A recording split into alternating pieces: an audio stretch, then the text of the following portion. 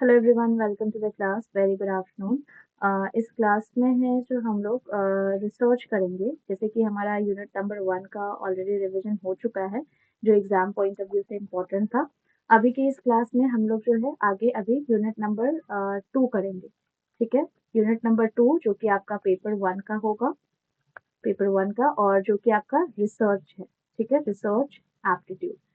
तो देखो, research aptitude का जो क्लास है, फर्स्ट ऑफ ऑल ये क्लास किस किस के कौन कौन देख सकता है, मीन टू से तो सारे ही नेट, जेआरएफ और जो भी बच्चे सेट की प्रिपरेशन कर रहे हैं।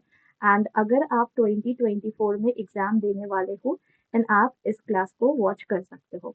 अगर आपको डिटेल क्लास चाहिए तो डिटेल क्लास के लिए आप मेरे प्लेलिस्ट को चेक कर सकते हो, प्रोफाइल में जा करके प्रॉपर तरीके से डिटेल क्लास आपको वहाँ मिल जाएगा। क्लास की पीडीएफ चाहिए तो आपको पीडीएफ के लिए टेलीग्राम को ज्वाइन करना होगा। ठीक है, टेलीग्राम ज्वाइन कर लो, वहाँ पे हर एक यूनिट का पीडीएफ ऑलरेडी अवेलेबल है।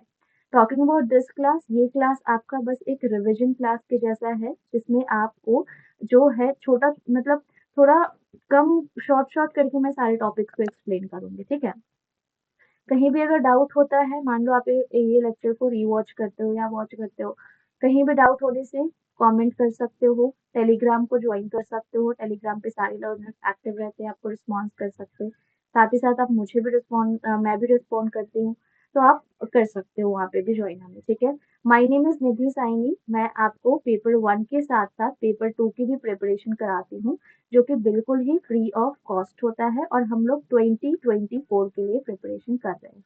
ठीक है, नाउ रिसर्च का बात अगर करें तो रिसर्च आपका बहुत ही इंपॉर्टेंट यूनिट है, जिससे आपको पीएचडी में भी हेल्प मिलता है, और साथ ही साथ आपको लाइक एग्जाम में तो हेल्प होता ही होता है। ठीक है, नेट जीआरएफ में भी आपको मार्क्स स्कोर करने में हेल्प करता है।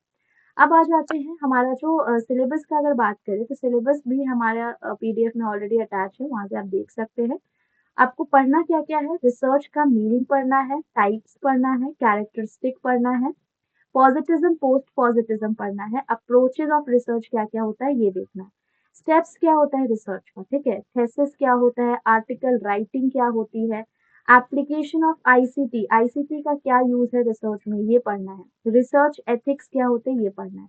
तो ये जो मैंने यहाँ शॉर्ट शॉर्ट में जितना लिखा है, ये सब हमारा सिलेबस में कवर होता है, जो रिसर्च में हमें कवर करने को है। तो सबसे पहले स्टार्ट करते हैं मीनिंग ऑफ रिसर्च। जैसे कि यू कैन सी कि ये जो रिसर्च वर्ड है, RESEARCH से बना है। ठीक है, अब आप समझोगे खुद ही, मैंने अलग अलग लिखा है, ये दोनों मिलके आपका एक वर्ड बनता है रिसर्च। सर्च मतलब जानते हो आप, सर्च मतलब खोजना। री मतलब क्या होता है, दोबारा से खोजना। रीडू होता है ना, रीराइट होता है ना, कॉपी में लिख देते हैं टीचर बच्चे का नोटबुक में, रीराइट, रीडू, रीवॉच, है ना, मतलब दोबारा से करना। तो हम रिसर्च को क्या बोलेंगे, रिसर्च जो है ऑलरेडी उस पर किसी ने सर्च कर रखा है, ऑलरेडी किसी ने उस पर वर्क कर रखा है, आप दोबारा से कुछ उसमें ऐड कर रहे हो। ठीक है, ऐड कर रहे हो, दैट्स वाई रिसर्च को हम लोग एडिंग ऑफ नॉलेज भी बोलते हैं। जो डेटा ऑलरेडी एग्जिस्ट कर रहा है, जो नॉलेज ऑलरेडी एग्जिस्ट है, उसमें आप और कुछ ऐड करते हो तो वो आपका रिसर्च बन जाता है। ठीक है, समझ में आया। अब देखो, रिसर्च क्या ये भी हो सकता है कि हम कुछ नया लेके आ रहे हैं जो आज तक किसी ने भी नहीं किया है, बिल्कुल हो सकता है। हम फर्स्ट टाइम कुछ ऐसा लेके आ रहे हैं जो आपका किसी और ने कभी नहीं किया है, तो ये भी आपका रिसर्च ही कहलाएगा। ठीक है, अब देखो, ये आप रिसर्च का कुछ कुछ शॉर्ट पॉइंट्स में अगर मीनिंग लिखना चाहो तो लिख सकते हो। फर्स्ट मीनिंग हो जाएगा आपको रिकॉग्नाइजिंग, रिकॉग्नाइजिंग, ठीक है, something that already exist, something that already exist, already exist, already exist for the first time, for the first time, ये हो गया इसका पहला मीनिंग। आप कुछ चीज रिकॉग्नाइज कर रहे हो जो ऑलरेडी एग्जिस्ट कर रहा था, बट फर्स्ट टाइम आपने ही उसे रिकॉग्नाइज किया। ठीक है, किसी ने अब तक उस पर वर्क नहीं किया है। नेक्स्ट थिंग हो सकता है आपका invention, invention of, invention of something, invention of something that is totally new, that is totally new, ठीक है, कुछ ऐसा इन्वेंट करना जो बिल्कुल ही नया है, ठीक है, विथ खुद का आइडिया से, with one's own idea and development. Own idea and development मतलब क्या हुआ, क्या हम किसी दूसरे का लेकर के उसको अपना नाम दे सकते हैं? नहीं, ये बिल्कुल ही गलत है। आप दूसरे का नहीं, आप अपना करो और अपना पे आप अपना नाम दोगे, दूसरे का वर्क पर अपना नाम नहीं दे सकते हो। तो रिसर्च जो होता है इसमें हम एक्शन भी करते हैं, प्लस इसमें हम डिस्कवरी भी करते हैं नई चीजों का, ठीक है, एक्शन और प्लस डिस्कवरी दोनों होता है इसमें। आप कुछ नया डिस्कवर करते हो, आप कुछ नया खोजते हो क्योंकि आपने रिसर्च किया है। तो कैन आई से कि रिसर्च जो है एक सिस्टमैटिक प्रोसेस हो सकता है? बिल्कुल, रिसर्च आपका एक सिस्टमैटिक प्रोसेस होता है, सिस्टमैटिक प्रोसेस होता है। सिस्टमैटिक प्रोसेस के साथ साथ अगर मैं इसमें आपको लिखूं कि आप इसमें एक डिस्कवरी करते हो कुछ, तो वो भी सही हो जाएगा, डिस्कवरी होता है, ठीक है। इसमें आप क्रिएटिव वर्क करते हो, क्रिएटिव वर्क करते हो, ठीक है, सिस्टमैटिक मैनर में, सिस्टमैटिक वर्क में। इसमें आप इंक्रीज करते हो योर नॉलेज, अपने नॉलेज को इंक्रीज करते हो रिसर्च करके, राइट। इसमें हम किसी भी एक पर्टिकुलर डेट, किसी भी एक पर्टिकुलर टॉपिक पे, किसी भी एक पर्टिकुलर इशू पे, ठीक है, वी वर्क एंड हम डेटा कलेक्ट करते हैं, हम डेटा को अंडरस्टैंड करते हैं, ठीक है, डेटा कलेक्ट किया, डेटा को अंडरस्टैंड किया, डेटा को ऑर्गेनाइज करते हैं। तो यहाँ पे ऑर्गेनाइजेशन भी मैं लिख सकती हूँ, ऑर्गेनाइजेशन भी लिख सकती हूँ, ठीक है। एनालिसिस करते हैं ऑफ इंफॉर्मेशन, हमारे पास एनालिसिस जो डेटा है उसकी एनालिसिस करते हैं, एनालिसिस ऑफ डेटा, ठीक है, एंड उस पर्टिकुलर टॉपिक से, उस पर्टिकुलर इशू से रिलेटेड अपना नॉलेज को बढ़ाते हैं, यही आपका रिसर्च का मीनिंग होता है, ठीक है। नाउ हम इसमें क्या करते हैं, expansion of knowledge, expansion of knowledge, expansion of knowledge, ठीक है। ये हो गया आपका पूरा रिसर्च का मतलब, जो आपको अभी तक पूरा इस शीट में मैंने आपको शॉर्ट में बताया है, ठीक है। हम एक मेथड को फॉलो करते हैं, सूटेबल मेथड फॉलो करके, सूटेबल मेथड फॉलो करके हम वर्क करते हैं। सूटेबल एक मेथड को सेलेक्ट करते हैं कि किस मेथड से हमें स्टडी करने का है, किस डेटा पे हमें स्टडी करना है, एक साइंटिफिक वे से अपने क्वेश्चन का आंसर खोजते हैं, ठीक है। आप ये भी लिख सकते हो, scientific way of answering our question, ठीक है। साइंटिफिक वे होता है हमारे क्वेश्चन का आंसर करने का, ठीक है, ये भी आपका एक रिसर्च ही होता है, ठीक है, समझ में आ गया। अब हम रिसर्च करते क्यों है, इसका पर्पस क्या है, मेन एम क्या है। रिसर्च हम इस वजह से करते हैं क्योंकि देखो, अगर मान लो जस्ट आपका एक डेली लाइफ में से मैं आपको एक एग्जांपल दे रही हूँ, डेली लाइफ में से आपने फ्रिज में रखा चॉकलेट, रात में चॉकलेट रखा, सुबह उठे चॉकलेट हो गया गायब, वैनिश। अब आपके मन में आएगा एक सोच कि ये चॉकलेट या तो मेरे सिस्टर ने खा लिया होगा या फिर मेरे भाई ने ही खाया होगा, ठीक है। तो ये जो सोच आया ना, इसको बोलते हैं हम लोग हाइपोथेसिस, हाइपोथेसिस, हाइपोथेसिस, इसको क्या बोलते हैं, हाइपोथेसिस, ठीक है, हाइपोथेसिस। इस हाइपोथेसिस को प्रूव करने के लिए कि ये ट्रू था या फॉल्स था, ये जानने के लिए हमारा मन होगा बिल्कुल कि नहीं, इतना कीमती चॉकलेट मैं लेके आई थी, मैंने रखा था फ्रिज में, मैं सुबह में खाने वाली थी, गायब हो गया सुबह में, तो मेरा मन होगा कि मैं जानूं कि हाँ किसने ये हरकत की है, या तो मेरे भाई ने या तो बहन ने। तो मैंने क्या कंक्लूजन निकाला कि या तो मेरे भाई ने या तो मेरे बहन ने खाया होगा। ये भी तो हो सकता है कि वो चॉकलेट लाइक कोई और लेके चला गया होगा, समझ लो, सोच लो, ठीक है, होता नहीं है बट सोच लो, हो सकता है। तो इस हाइपोथेसिस को ट्रू या फॉल्स करने के पीछे आप वर्क करते हो, ठीक है। ट्रू या फॉल्स साबित करने के लिए वर्क करते हो और इसके लिए आप नॉलेज इकट्ठा करना शुरू कर दोगे। नॉलेज क्या इकट्ठा करोगे कि रात में सबसे लेट कौन सोया था, रात में कितने बार कौन कितने बार जगा था, सबसे पहले कौन उठा है, सबसे लेट में कौन सोया था। नॉलेज इकट्ठा करोगे एंड उसके बेसिस पे आप अपने क्वेश्चंस का, जो भी आपके मन में मल्टीपल्स ऑफ क्वेश्चंस आ रहे होंगे, उन सब का आंसर ढूंढोगे।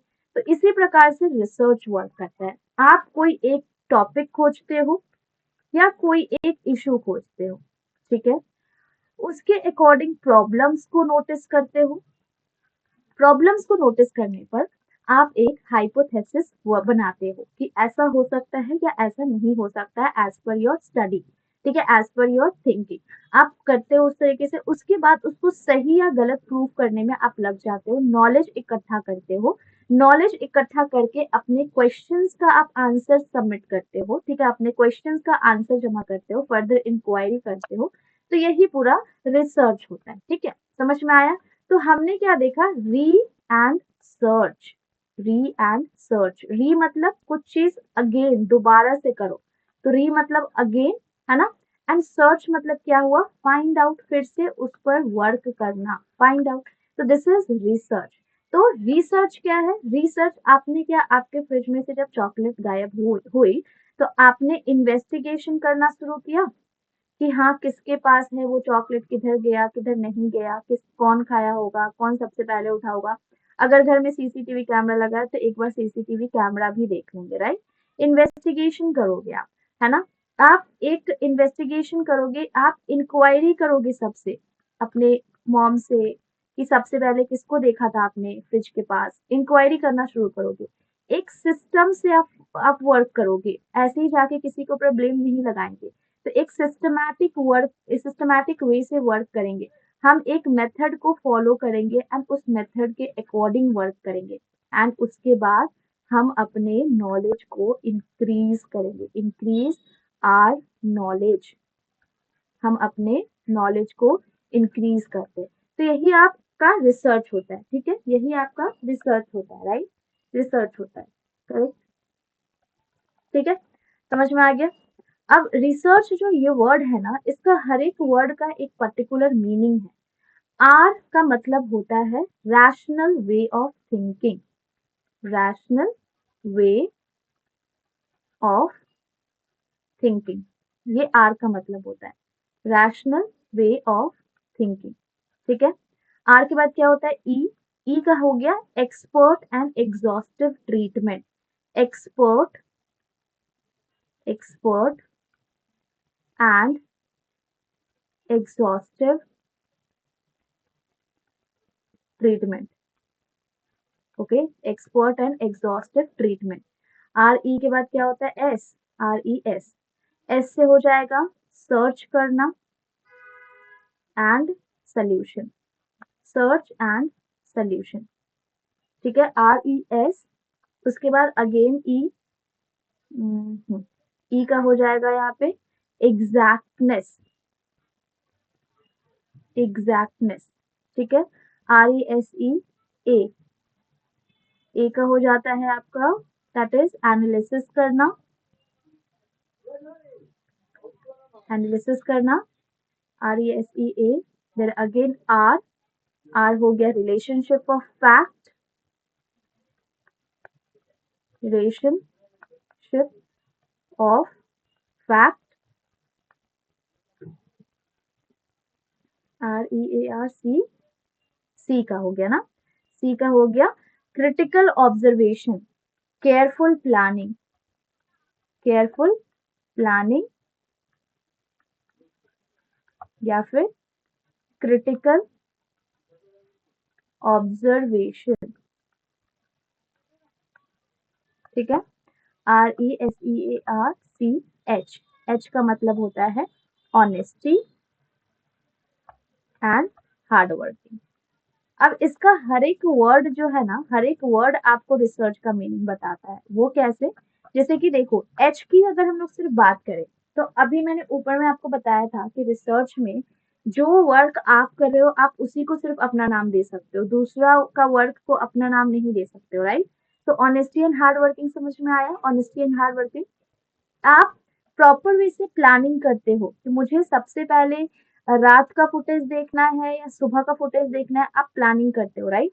एनालिसिस करते हो कि हाँ ये जजमेंट करते हो, एनालिसिस करना, जजमेंट करना, सर्च करते हो, right? And proper expert exhaustive treatment होता है, रैशनल वे, तरीका जो सोचने का, that is a rational way of thinking. तो ये सब करने के बाद आपको समझ में क्या आया होगा कि हम एक एक्यूरेट डेटा खोज रहे हैं, एक्यूरेट डेटा खोज रहे हैं जिसके अकॉर्डिंग हम ये देख सके कि हमारा हाइपोथेसिस सही था या गलत था। हमें प्रॉपर एथिक्स को फॉलो करना होगा, ethics and code of conduct को फॉलो करना होगा। ठीक है, आप जब रिसर्च कर रहे हो ठीक है आप करो, but you have to follow proper ethics and proper code of conduct. आपको लॉजिकल लॉजिकल होके सोचना होगा, लॉजिकल वे से सोचना होगा। लॉजिकल वे मतलब आपको inductive as well as deductive दोनों तरीके से सोचना होगा ना। ये इंडक्टिव तरीके से और डिडक्टिव तरीके से कैसे सोच सकते हैं? आपका जो रिसर्च का जो लॉजिक होगा ना वो inductive as well as deductive दोनों मेथड से सही होना चाहिए। ठीक है, इंडक्टिव क्या होता है, डिडक्टिव क्या होता है, ये हम लोग देख लेंगे। आपने जो भी नॉलेज या जो भी डेटा आपने कलेक्ट किया है, आपने जो भी नॉलेज या डेटा कलेक्ट किया है वो आपका रियल टाइम के बेसिस पे होना चाहिए, ना कि आप बहुत पुराना कोई रिसर्च करके बैठे हो उसके बेसिस पे आपने कंक्लूजन सबमिट कर दिया। आप जो नॉलेज ले रहे हो वो एक्चुअल आपका ऑब्जर्वेशन के बेसिस पे होना चाहिए, ऑब्जर्वेशन के बेसिस पे होना चाहिए। ठीक है, इन डेप्थ आपको स्टडी करना होता है तब जाके आपको पूरी जानकारी पता लग पाती है एंड प्रॉपर डेटा कलेक्ट कर पाते हो। आप जब भी रिसर्च करोगे तो हमेशा आपके माइंड में there is a new question, generation of new questions, and हर एक क्वेश्चंस का आप आंसर्स को खोजने में वर्ड लग जाते हो। तो रिसर्च जो होता है ये एनालिटिकल होता है in nature, this is analytical in nature, in nature, analytical in nature. And जो भी अवेलेबल डेटा है उसमें कोई भी आप मिलावट नहीं कर सकते हैं, एम्बिगिटी नहीं होना चाहिए, पूरा फ्री होना चाहिए, एंड आप उसके बेसिस पे एक समरी रेडी करके फॉर्म करके देते हो। ठीक है, समझ में आया? आप एक प्रॉब्लम का सल्यूशन ऑफर करते हो सामने वाले पार्टी को। ठीक है, प्रॉब्लम का सल्यूशन देते हो, आप पूरा एक्सप्लोर करते हो, नया नया प्रोसीजर, नया सिस्टम, नया नॉलेज, आप पूरे तरीके से कोशिश करते हो कि सही आप इंफॉर्मेशन दे पाओ। ये तो हो गया रिसर्च का पूरा मीनिंग और उसका कैरेक्टरिस्टिक के बारे में। अब हम आ जाते हैं स्टेप्स ऑफ रिसर्च पर। रिसर्च का स्टेप्स क्या है?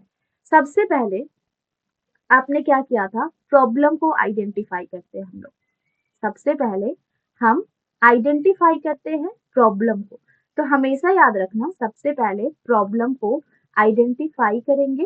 ठीक है, फर्स्ट नंबर हो गया identify the problem.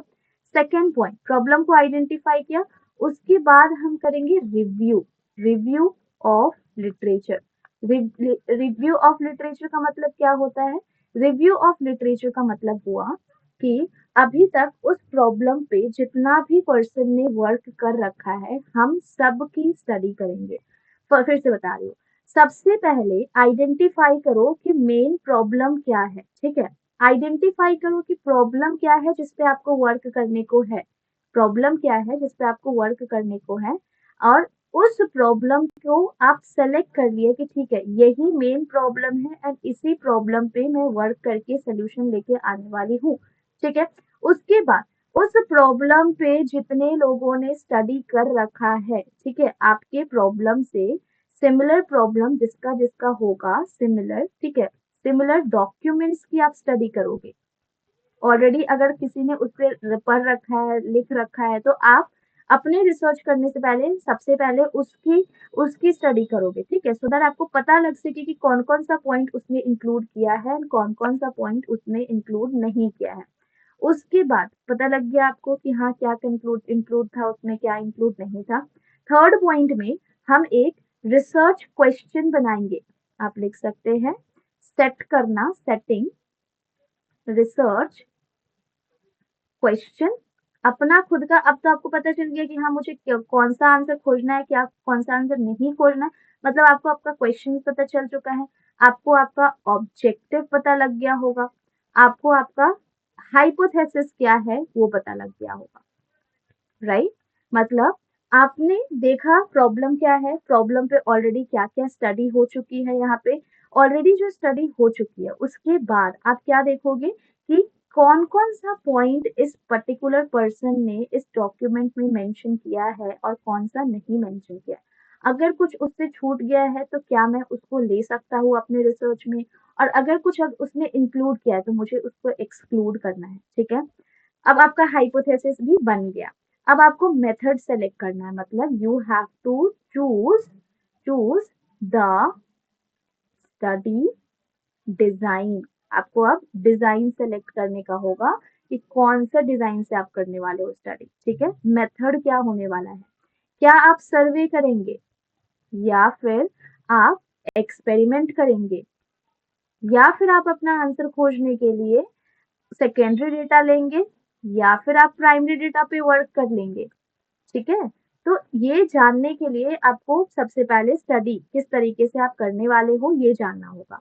And study करने के लिए आप अपना रिसर्च स्टडी डिजाइन सेलेक्ट करोगे, ठीक है। मतलब इसको हम लोग ना स्टडी डिजाइन को ना we can name it as research design also. Research design को सेलेक्ट करना, हाइपोथेसिस के बाद डिजाइन को सेलेक्ट करना, या फिर इसको हम लोग ब्लूप्रिंट भी बोल सकते हैं कि हम एक ब्लूप्रिंट रेडी करते हैं कि हमें इतने दिन में ये वर्क करना है, इतने दिन में ये वर्क हो जाना चाहिए, ये क्वेश्चन का आंसर मिल जाना चाहिए, ऐसे ऐसे हमें स्टडी करने का है। मतलब एक प्रॉपर वे से प्लान करना कि कैसे आगे बढ़ने को है आपको। उसके बाद ये वाला हो गया, डिजाइन सेलेक्ट कर लिया। उसके बाद डिसाइड करना सैंपल डिजाइन। तो ये हो गया deciding the sample, deciding the sample design, ठीक है।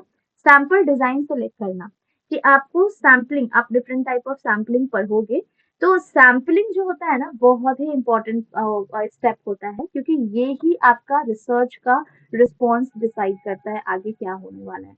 तो सैंपल डिजाइन सेलेक्ट करना is also very important, very important, जो कि आपका रिसर्च में इंपॉर्टेंट रोल प्ले करता है, ठीक है। क्योंकि आप जो डेटा कलेक्ट करोगे, मान लो आपके घर में 6 मेंबर्स रहते हैं, ठीक है। अब इसमें से किसी एक ने ही खाया होगा चॉकलेट, तो आपका सैंपल कौन बचेगा, बाकी जो 4 मेंबर्स बचे वही आपके सैंपल बचेंगे ना, क्योंकि 5वां मेंबर तो आप हो। तो ये चारों मेंबर का जो भी रिस्पॉन्स रहेगा इसके बेसिस पे ही आप कंक्लूजन निकालेंगे, right. So that's why sample design is very important. उसके बाद आपने सबसे डेटा ले लिया, डेटा कलेक्ट, सब सैंपल डिसाइड किया। सैंपल डिसाइड करने के बाद आपको डेटा कलेक्ट करना है, तो यहाँ पे लिख दे रही हूँ collecting the data. Data collect कर लिया। फिर 7 नंबर में क्या करेंगे, डेटा कलेक्ट कर दिया, क्वालिटेटिव क्वांटिटेटिव सब डेटा कलेक्ट कर लिया आपने। उसके बाद जो डेटा कलेक्ट किया है उसका प्रोसेसिंग भी तो करना है, प्रोसेसिंग करोगे या फिर एनालाइजिंग करोगे, क्या सही है क्या सही नहीं है, जजमेंट करोगे, है ना। तो analysing of data, analysing of data, ठीक है। एनालाइजिंग किया, एनालाइजिंग किया, ओके, एनालाइजिंग किया। अब 8 नंबर में लास्ट में डेटा एनालाइज करके क्या सही था क्या गलत था ये पता करने के बाद अब लास्ट में आप अपना रिपोर्ट रेडी करोगे, ठीक है। रिपोर्ट रेडी करोगे, एक रिसर्च प्रपोजल बनाओगे, रिसर्च प्रपोजल बनाओगे जिसमें सारा कुछ मेंशन होगा, या फिर इसको राइटिंग रिपोर्ट भी बोल सकते हैं, राइटिंग रिपोर्ट भी बोल सकते हैं, या फिर इसको हम लोग डिसीजन मेकिंग पॉलिसी या यूटिलाइज करना, रिजल्ट रिजल्ट देना ये भी बोल सकते हैं, ठीक है। तो समझ में आया कैसे पूरा 8 स्टेप्स होगा। सबसे पहले प्रॉब्लम आइडेंटिफाई करो, ऑलरेडी उस पर जिसने स्टडी कर रखा है वो करो। उसके बाद प्रॉपर एक हाइपोथेसिस बनाना है। हाइपोथेसिस बनाने के बाद आपको एक डिजाइन सेलेक्ट करना होगा। डिजाइन सेलेक्ट करने के बाद आपको सैंपल कलेक्ट देखना होगा, सैंपल किया, सैंपल सेलेक्ट किया, सैंपल सेलेक्ट करने के बाद अब अपना डेटा कलेक्ट करो। डेटा कलेक्ट हो गया, डेटा को एनालाइज करो, चेक करो कितना सही है कितना गलत है, क्या किसने रिस्पॉन्स किया। उसके बाद फाइनल अपना रिपोर्ट रेडी करके सबमिट कर दो। ये पूरा प्रोसेस रिसर्च का बहुत इंपॉर्टेंट है इसको समझने का।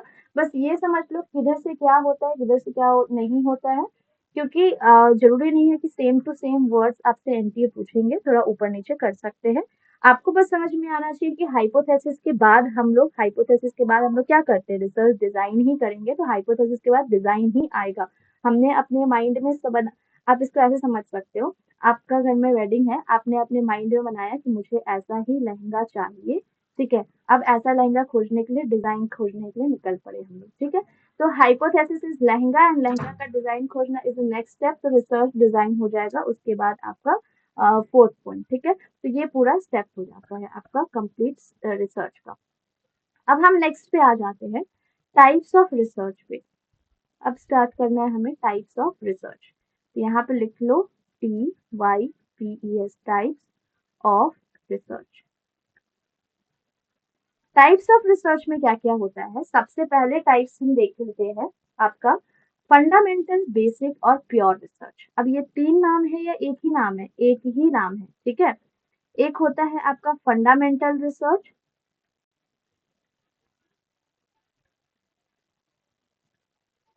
तो ये जो फंडामेंटल रिसर्च होता है ना, फंडामेंटल रिसर्च को ही हम लोग बेसिक रिसर्च भी बोलते हैं,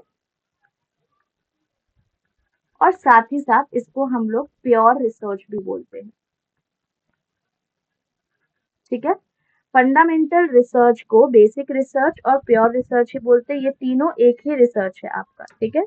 फंडामेंटल को बेसिक रिसर्च और प्योर रिसर्च ही बोलते हैं, ये तीनों का तीनों एक ही है ना। ये फंडामेंटल, बेसिक रिसर्च और प्योर रिसर्च होता क्या है, ये समझने का है।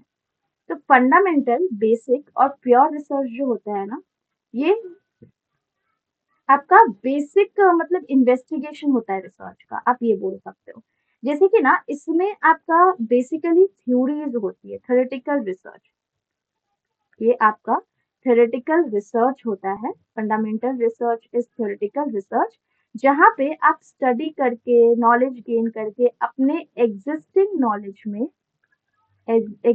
नॉलेज में आप कुछ और नॉलेज को ऐड करते हो, कुछ और नॉलेज को ऐड करते हो, ठीक है? इस बेसिक रिसर्च में, फंडामेंटल रिसर्च में, प्योर रिसर्च में हम लोग प्रॉब्लम को सॉल्व करने पे नहीं करेंगे, मतलब प्रैक्टिकली प्रॉब्लम को सॉल्व नहीं करेंगे। प्रैक्टिकली प्रॉब्लम को सॉल्व करना है क्या? प्रैक्टिकली प्रॉब्लम को सॉल्व बिल्कुल नहीं करना है।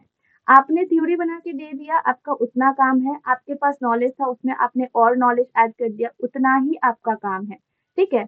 आपको यूज नहीं करना है इसको प्रैक्टिकली, मतलब आप इसको इमीडिएटली यूज आपको नहीं करने का है, आपको प्रॉब्लम सॉल्व भी नहीं करना है, आपको सिर्फ और सिर्फ इन्वेस्टिगेशन करना है इसमें। इन्वेस्टिगेशन करो एंड इन्वेस्टिगेशन करके, ठीक है, आप बस नॉलेज दे दो, थ्योरी रेडी कर दो, ठीक है? वर्क इस पे कोई और करेगा। तो जब भी आपसे पूछा जाए fundamental research, basic research, pure research, ये क्या होता है, इसमें सिर्फ और सिर्फ इस बेसिक रिसर्च, आपका फंडामेंटल रिसर्च या प्योर रिसर्च में हम सिर्फ और सिर्फ थ्योरी पे वर्क करते हैं, जिसकी वजह से इसको थ्योरेटिकल रिसर्च भी बोलते हैं। इन्वेस्टिगेशन करते हैं, ठीक है, इन्वेस्टिगेशन करते हैं और हम प्रॉपर वे से थ्योरी रेडी करते हैं, नॉलेज रेडी करते हैं। इसमें हम किसी भी प्रॉब्लम को सॉल्व नहीं करेंगे, प्रॉब्लम को सॉल्व नहीं करेंगे इमीडिएटली, हम लोग उसको यूज नहीं करेंगे, हमें नहीं करना है उसको यूज, ठीक है? यूज जिसको करना है वो देख लेगा, बस हम अपना थ्योरी उसको प्रोवाइड कर देंगे, वो हमारे थ्योरी का यूज कर लेगा, ठीक है? ये हो गया आपका बेसिक रिसर्च, फंडामेंटल रिसर्च का मीनिंग। अब हम आ जाते हैं आपका बेसिक रिसर्च, अब इसको यूज कौन करेगा ये देख लो, ठीक है? ओके, एक मिनट, यूज करेगा कौन ये तो मैं बता दे रही हूँ, बट इसका कुछ फीचर्स लिख लो। जैसे कि इसका फीचर होता है कि ये आपको सिर्फ फैक्ट पे वर्क करता है, एक्सप्लेन करता है कि कुछ क्यों हुआ है, आपको एक जनरल कंक्लूजन देता है, इसका एम होता है कि बस आपको बेसिक प्रोसेस बता सके, यही इसका फीचर्स है इन शॉर्ट, ठीक है? अब रुको, ठीक है। अब जैसे कि हमने फंडामेंटल रिसर्च का देखा, अब फंडामेंटल रिसर्च पे वर्क कौन करेगा ये हम लोग आगे देख लेंगे। बट उससे पहले ना मैं आपको बात बताना चाहती हूँ जो कि आपका पर्पस ऑफ रिसर्च हो जाएगा। टाइप्स ऑफ रिसर्च तो हम ऑलरेडी पीडीएफ में दिया हुआ है, बहुत सारा टाइप्स एक ही साथ। अब देखो पर्पस क्या होता है रिसर्च का, ठीक है, पर्पस रिसर्च का क्या होता है ये तो हम लोग देख चुके हैं। अब पर्पस के बेसिस पे ना आपका रिसर्च का कुछ टाइप्स है, जैसे कि पर्पस के बेसिस पे 3 रिसर्च के टाइप्स है, ठीक है, 3 रिसर्च के टाइप्स है on the basis of purpose. Purpose के बेसिस पे 3 टाइप्स है रिसर्च के। फर्स्ट ऑफ ऑल आपका होता है एक्सप्लोरेटरी। फर्स्ट ऑफ ऑल आपका रिसर्च का टाइप है एक्सप्लोरेटरी रिसर्च। एक्सप्लोरेटरी में जैसे कि आप देखोगे यहाँ पे एक वर्ड है एक्सप्लोर। एक्सप्लोर, ठीक है, एक्सप्लोर मतलब क्या होता है? एक्सप्लोर मतलब होता है कि हम कुछ चीज एक्सप्लोर कर रहे हैं जो आज तक किसी ने नहीं किया है। तो यहाँ पे आप लिख सकते हो एक्सप्लोरेटरी रिसर्च का मतलब होता है टू एक्सप्लोर, टू सर्च। अब एक्सप्लोर और सर्च करना ठीक है, बट क्या सर्च करना? एकदम totally new problem, totally new, ठीक है, टोटली न्यू प्रॉब्लम पे वर्क करना, टोटली न्यू, बिल्कुल ही नया, something on that area, work करना on that area which which have not which which haven't been studied before or explored before. STUDIED, studied before और explored before। मतलब क्या हुआ, मैं शॉर्ट में बता दे रही हूँ। एक्सप्लोरेटरी रिसर्च मतलब होता है ऐसा रिसर्च जिसमें हम कुछ एक्सप्लोर कर रहे हैं, कुछ सर्च कर रहे हैं, और जो भी कुछ हम एक्सप्लोर और सर्च कर रहे हैं वो बिल्कुल ही न्यू होना चाहिए। ऐसे एरिया पे हम स्टडी कर रहे हैं जिस एरिया पर अभी तक किसी ने कुछ स्टडी नहीं किया है, टोटली न्यू। आप यहाँ पे लिख सकते हो एक्सप्लोरेटरी रिसर्च में हम लोग वर्क करते हैं, हम लोग सर्च करते हैं ऑन टोटली न्यू एरिया, ठीक है, टोटली न्यू एरिया पे, that is the exploratory research, ठीक है, that is the exploratory research, ठीक है। नेक्स्ट आ जाते हैं, नेक्स्ट रिसर्च का आपका टाइप है डिस्क्रिप्टिव रिसर्च का। नेक्स्ट हो जाता है आपका second number DESCRIPTIVE,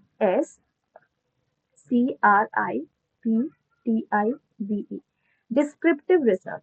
descriptive research से आपको समझ में आ जाएगा डिस्क्राइब करना, DES लिखा है ना, तो यहाँ लिख लो टू डिस्क्राइब, DESCRIBE, डिस्क्राइब करना, ठीक है। डिस्क्राइब करना मतलब क्या? हम चीजों को, कुछ भी चीज को, जो भी हम टॉपिक को पे वर्क कर रहे हैं, ठीक है, इसको हम लोग डिस्क्राइब करेंगे एज इट इज। क्या हम इसमें कोई चेंजेस कर सकते हैं? No changes allowed. मतलब क्या है इसका? मीन्स डिस्क्रिप्टिव रिसर्च सिर्फ और सिर्फ फोकस करता है आपका डेटा कलेक्शन पे, और डेटा कलेक्ट करके उसको एज इट इज डिस्क्राइब करने पे, ठीक है, एज इट इज उसको डिस्क्राइब करने पे, ठीक है। मतलब चीज उस टॉपिक को, उस प्रॉब्लम को, उस करंट इश्यूज को फर्स्ट ऑफ ऑल आप उस पे डेटा कलेक्ट करो, डेटा कलेक्ट करने के बाद उसको एज इट इज डिस्क्राइब कर दो, that is the descriptive research. अब आ जाते हैं थर्ड रिसर्च टाइप पे, that is the explanatory, EXPLANATORY। Explanatory research क्या होता है? एक्सप्लानेटरी में आप ये वाला देख के समझ जाना, दिस इज एक्सप्लेनेशन की बात कर रहे हैं, एक्सप्लेन करने की बात कर रहे हैं, ठीक है। एक्सप्लानेटरी रिसर्च को हम लोग कैजुअल कॉजुअल रिसर्च भी बोलते हैं, CAUSAL, कॉजुअल रिसर्च भी बोलते हैं, ठीक है। एक्सप्लानेटरी रिसर्च को कॉजुअल रिसर्च भी बोलते हैं। इसमें हम क्या कर रहे हैं? चीजों को एक्सप्लेन कर रहे हैं, ठीक है, एक्सप्लेन कर रहे हैं। फॉर एग्जाम्पल जैसे कि हम एक्सप्लेन कर रहे हैं कोई टॉपिक मान लो, तो एक्सप्लानेटरी से आपको ये समझना है कि इसमें हम एग्जिस्टिंग एग्जिस्टिंग लाइक कुछ ऐसा चेंजेस के बारे में, इम्पैक्ट के बारे में हम एक्सप्लेन कर रहे हैं, ठीक है, that is the explanatory research, explanatory research. अब ध्यान से देखना ये चीज, डिफरेंस दोनों तीनों के अंदर। अगर मैं एक्सप्लोरेटरी की बात करूं, ये हुआ एक, और हम सेकंड लिख लेते हैं एक्सप्लानेटरी, और लिख लेते हैं डिस्क्रिप्टिव, DESCRIPTIVE, डिस्क्रिप्टिव। जब भी बात आए आपका एक्सप्लोरेटरी का, एक्सप्लोरेटरी हम एक्सप्लोर करें, आप खुद एक बात सोचो, मैंने कोई आपको रास्ता बताया और बोला इस रास्ता के बारे में तुम पता लगा के आओ। अब उस रास्ता के बारे में किसी ने कभी कोई स्टडी किया नहीं है, आप फर्स्ट टाइम कर रहे हो, यही होता है एक्सप्लोरेटरी का मतलब, कि कोई ऐसा चीज पे स्टडी करना जिस पर अभी तक किसी ने कोई स्टडी नहीं किया है। तो क्या ये स्ट्रक्चर्ड होगा या अनस्ट्रक्चर्ड होगा? बिल्कुल ही अनस्ट्रक्चर्ड होगा, क्योंकि किसी को कुछ भी पता नहीं है, आप फर्स्ट टाइम उसके बारे में पता लगाने जा रहे हो, तो आपका लिए ये बिल्कुल ही अनस्ट्रक्चर्ड होगा, राइट। एक्सप्लानेटरी की जब बात करें, एक्सप्लानेटरी हाईली स्ट्रक्चर्ड होता है, क्योंकि आप एक्सप्लेन कर रहे हो, राइट। तो हाईली स्ट्रक्चर्ड लिख दे रही हूँ यहाँ पे। और अगर बात करें डिस्क्रिप्टिव का, तो डिस्क्रिप्टिव में भी तो चीजों को एज इट इज डिस्क्राइब कर रहे हैं ना, तो ये आपका सिर्फ और सिर्फ स्ट्रक्चर्ड होता है, क्योंकि इसमें आपको डेटा कलेक्ट करना होता है, इसमें बस एक्सप्लेन कर रहे हैं ना। तो एक्सप्लेन कर रहे हैं तो फिर आपको दे दिया, वो बोला कि एक्सप्लेन कर दो इसको, तो आप सिर्फ एक्सप्लेन कर दो, हाईली स्ट्रक्चर्ड। फिर इसमें क्या हो रहा है कि आपको डेटा कलेक्ट करके उसको फिर आपको डिस्क्राइब करना पड़ा, दैट्स व्हाई ओनली स्ट्रक्चर, ठीक है। एक्सप्लोरेटरी में आप क्वेश्चन पूछोगे, आस्किंग क्वेश्चन, ठीक है, क्वेश्चन पूछोगे, आस्किंग रिसर्च क्वेश्चन। क्यों क्वेश्चन पूछोगे? अगर मान लो आपको रास्ता बताया, रास्ता पता नहीं है और रास्ता के बारे में पहली बार आप स्टडी कर रहे हो, तो क्वेश्चन तो पूछोगे ना भाई, ठीक है। अब डिस्क्रिप्टिव में भी आस्किंग रिसर्च क्वेश्चन होता है, यस बिल्कुल। नहीं रुको, एक्सप्लोरेटरी का बने, इस एक्सप्लेनेटरी का लिखना है ना। इसमें हम रिसर्च हाइपोथेसिस को ही यूज करते हैं, बाय यूजिंग रिसर्च हाइपोथेसिस, जो हमारे पास है हम उसी को यूज करते हैं। बट डिस्क्रिप्टिव में जब हम डेटा कलेक्ट करेंगे तो क्वेश्चन को तो पूछेंगे ना, क्वेश्चन पूछेंगे, राइट। तो डिस्क्रिप्टिव में you can write asking research question. ये सब क्या है आपका, मैं आपको बता दे रही हूँ, रुक जाओ। ये आपका फर्स्ट लाइन, जो अप्रोच हम यूज करते हैं, और ये वाला हम रिसर्च कैसे कंडक्ट करते हैं। Research is conducted by asking research question, इसमें हम हाइपोथेसिस को ही यूज करते हैं और इसमें हम क्वेश्चन पूछते हैं, ठीक है। ये वाला हो गया। अब ये होता कब है, कब कंडक्ट किया जाता है? व्हेन इज इट कंडक्टेड, ठीक है, व्हेन इज इट कंडक्टेड, कब कंडक्ट होता है। अब जैसे एक्सप्लोरेटरी की बात करूं, तो यहाँ तो एकदम न्यू है, तो ये आपका अर्ली स्टेज में कंडक्ट होता है, ठीक है, अर्ली स्टेज में, ओके। अगर मैं एक्सप्लेनेटरी की बात करूं, तो एक्सप्लेनेटरी कब होता है? एक्सप्लेनेटरी आपका एक्सप्लेन कर रहा है ना, जब हमारे पास डेटा है, सब कुछ है, तभी एक्सप्लेन कर पाएंगे। दिस इज लेटर स्टेज में होता है, एंड ये भी आपका लेटर स्टेज में होता है,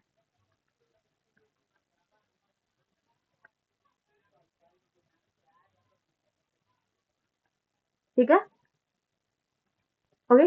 अब आगे आ जाते हैं, तीनों का मीनिंग समझ में आ गया होगा, तीनों का पर्पस सबको समझ में आ गया होगा। एक मिनट,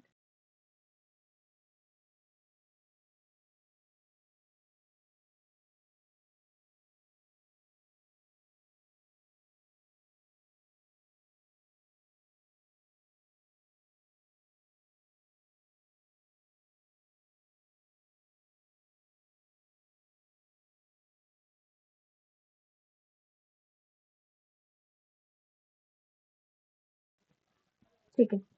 अब देखो, ये तीनों का मतलब हो गया, ठीक है।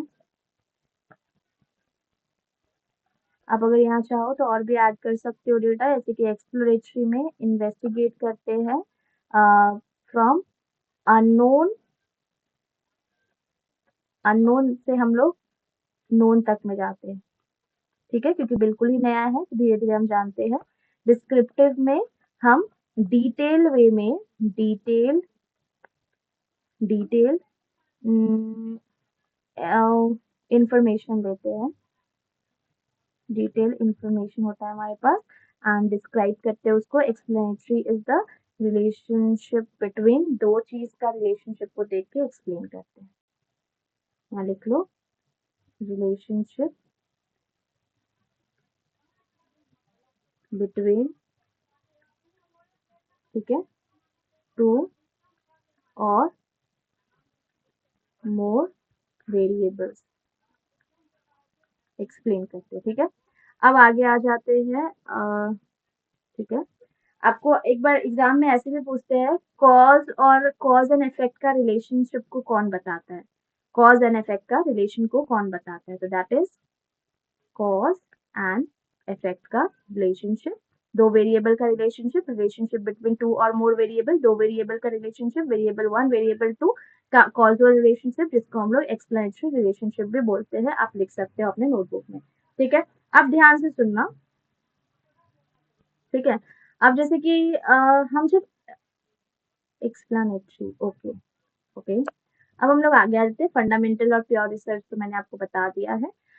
अब देखो जो डेटा हम लोग कलेक्ट करते हैं ना डिस्क्रिप्टिव रिसर्च में, डिस्क्रिप्टिव रिसर्च में जो हम लोग डेटा कलेक्ट करते हैं, ये यहाँ की बात करें, ठीक है।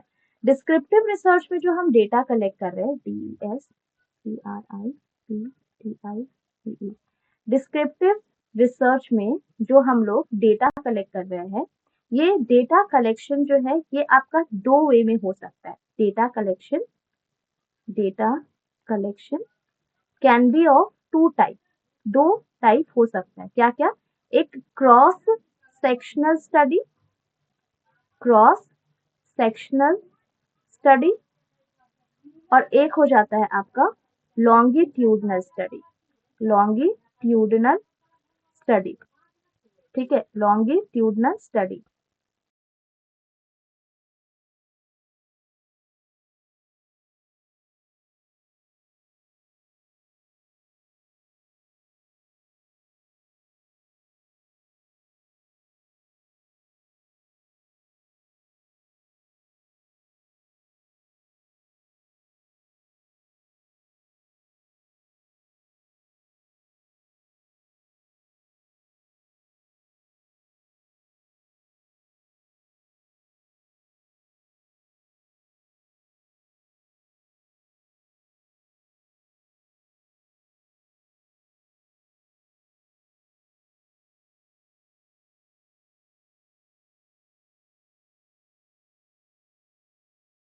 ठीक है, डिस्क्रिप्टिव में रिसर्च में हम लोग क्या करते हैं, डेटा कलेक्ट करते हैं, और जो डेटा कलेक्ट करते हैं वो हम लोग टू टाइप्स में कर सकते हैं, एक हो जाता है क्रॉस सेक्शनल स्टडी और एक हो जाता है लॉन्गिट्यूडनल स्टडी।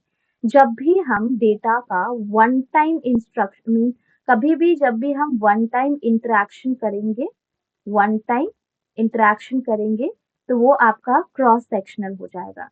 या फिर जब भी हम वन टाइम डेटा कलेक्ट करेंगे, वन टाइम डेटा कलेक्ट करेंगे, डेटा कलेक्शन करेंगे, तो वो आपका क्या हो जाएगा, क्रॉस सेक्शनल स्टडी। समझ में आ रहा है, क्रॉस सेक्शनल स्टडी को क्या बोलते हैं, जब भी हम वन टाइम इंटरेक्शन कर रहे हैं अपने सैंपल के साथ या एक बार में डेटा कलेक्ट कर रहे हैं, देन दैट इज द आपका क्या हो जाता है, क्रॉस सेक्शनल स्टडी। लेकिन जब भी हम डेटा कलेक्ट कर रहे हैं like more than one time, मतलब हम जो डेटा कलेक्ट कर रहे हैं, डेटा कलेक्शन, डेटा कलेक्शन, ठीक है,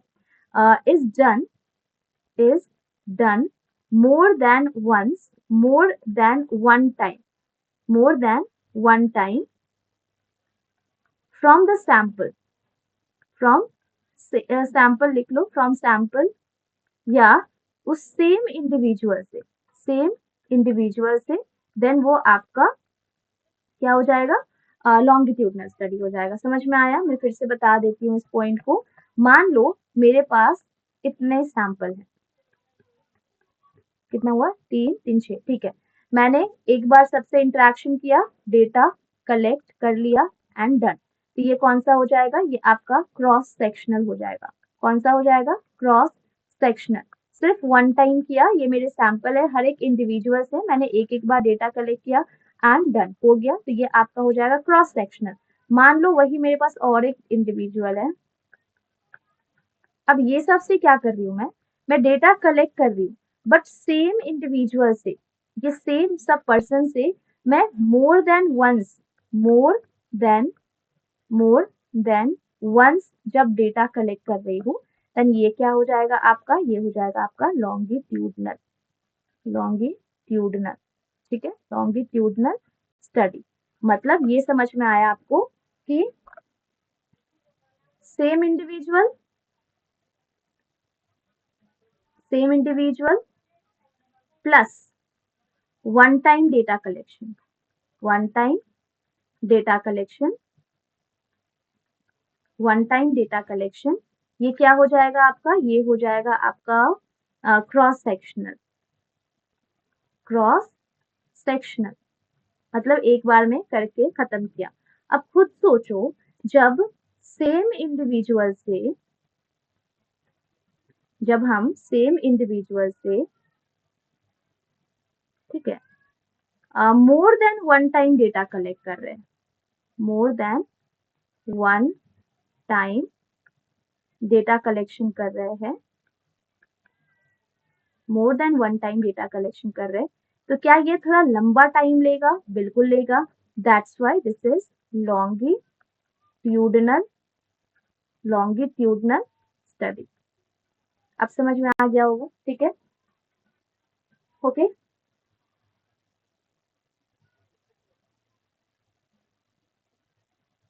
ओके, अब जैसे कि मान लो डिफरेंट डिफरेंट इंडिविजुअल से वन टाइम डेटा कलेक्ट कर रहे हैं, तब क्या होगा भाई, डेटा तो वन टाइम ही कलेक्ट कर रहे हैं ना, डिफरेंट सैंपल हो, डिफरेंट सैंपल से भी हम जब वन टाइम डेटा कलेक्ट कर रहे हैं, वन टाइम डेटा कलेक्शन, तो भी तो ये आपका क्रॉस सेक्शनल ही होगा, सीएस क्रॉस सेक्शनल ही होगा, राइट। चलो ये हो गया आपका मेजर डिफरेंस।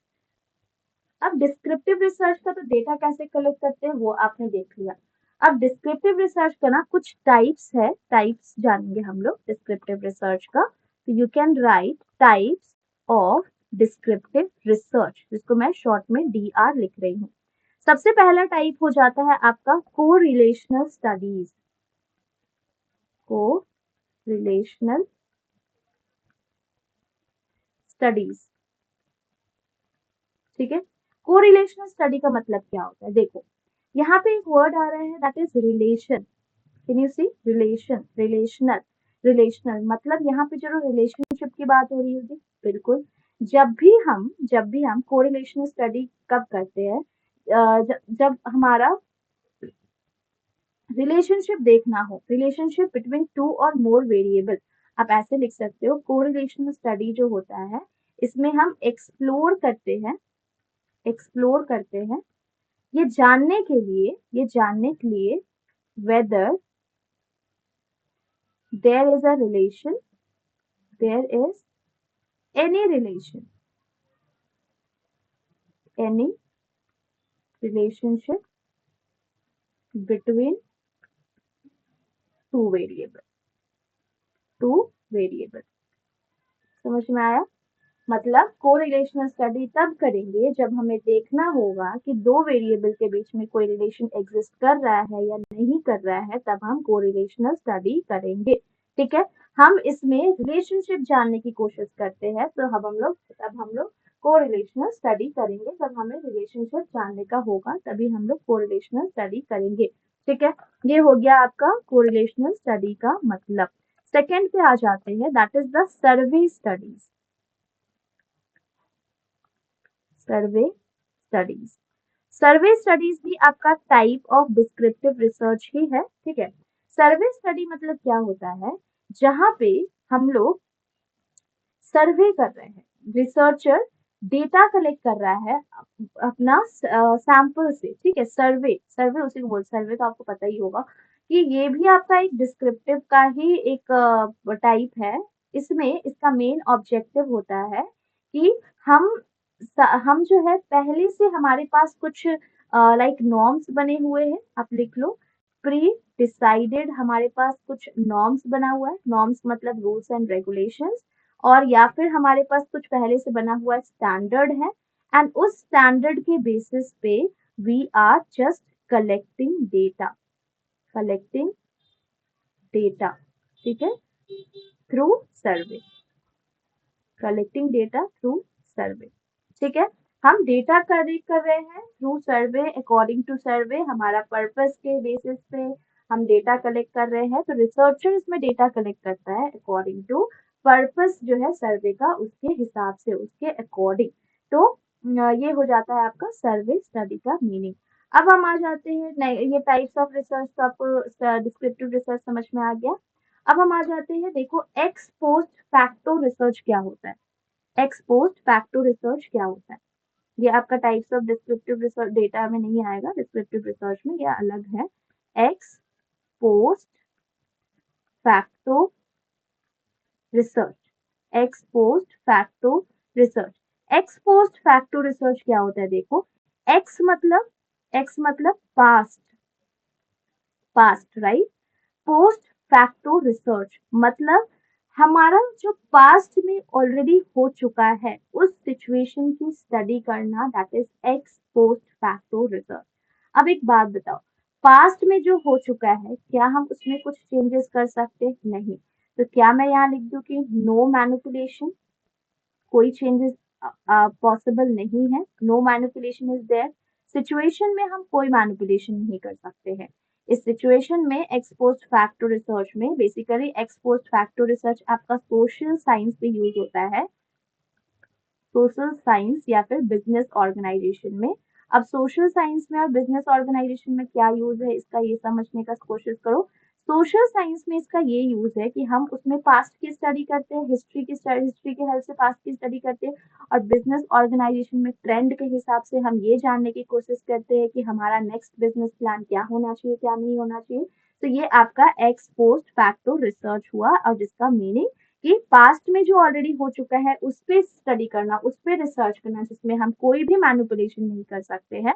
स्पेसिफिकली ये आपका सोशल साइंस या बिजनेस ऑर्गेनाइजेशन में यूज होता है, जहाँ पे चीजों को हमें एज इट इज एक्सेप्ट करना होता है, उसके हिसाब से हम फर्दर सोचते हैं कि हम फर्दर क्या स्टेप्स ले सकते हैं, फर्दर हमारा एक्शन क्या होना चाहिए। जैसे बिजनेस में मान लो अगर आपको लास्ट टाइम में लॉस हुआ था लास्ट ईयर में, और आपको करंट ईयर का देखना है, तो लास्ट ईयर में आपने जो भी गलती की थी उसकी स्टडी करो, एंड उसके हिसाब से इस चीज को अवॉइड करो, आप करंट ईयर में इसको अवॉइड करो जिसकी वजह से आपको लॉस हुआ था। तो ये आपका एक्सपोस्ट फैक्टर में आएगा, क्योंकि आप इसमें पास्ट की स्टडी कर रहे हो, पास्ट की स्टडी करके आप करंट सिचुएशन को हैंडल करना चाह रहे हो, ठीक है, करंट सिचुएशन को देखना चाह रहे हो कि हमें क्या स्टेप्स लेना चाहिए, क्या स्टेप्स नहीं लेना चाहिए।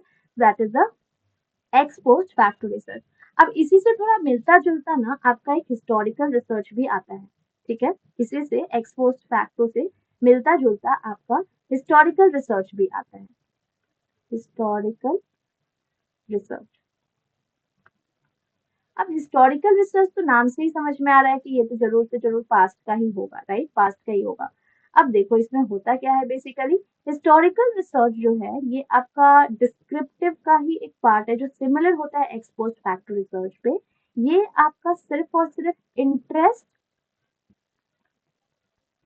और प्रॉब्लम पे फोकस करता है, ठीक है, प्रॉब्लम पे फोकस करता है। इसमें हमें ये नहीं देखना है कि हाँ मतलब क्या हम लोग आगे कर सकते हैं क्या नहीं, ये देखता है कि पास्ट इवेंट में क्या हो चुका है, बस उसकी स्टडी करना, that is the historical research, ठीक है। पास्ट इवेंट में क्या हो चुका है, उसके उसके बारे में जानकारी पता करना, that is the historical research. Next आ जाते हैं हम लोग एनालिटिकल रिसर्च पे। ANALYTICAL, analytical research. अब ये एनालिटिकल रिसर्च क्या होता है देख लो। एनालिटिकल रिसर्च जो है यहाँ पे रिसर्चर जो होता है यूज करता है, यहाँ पे ऐसे लिख लो, researcher uses data and information, data and information which was which was already available, already available। मतलब याद करो, हमने क्लास के स्टार्टिंग में एक रिसर्च के बारे में पढ़ा था जिसको हम लोग फंडामेंटल, बेसिक और प्योर रिसर्च बोल रहे थे, जहाँ पे आप थ्योरी रेडी करके देते हो और मैंने आपको बताया था कि उसको यूज कहाँ करेंगे वो मैं आपको बताऊंगी।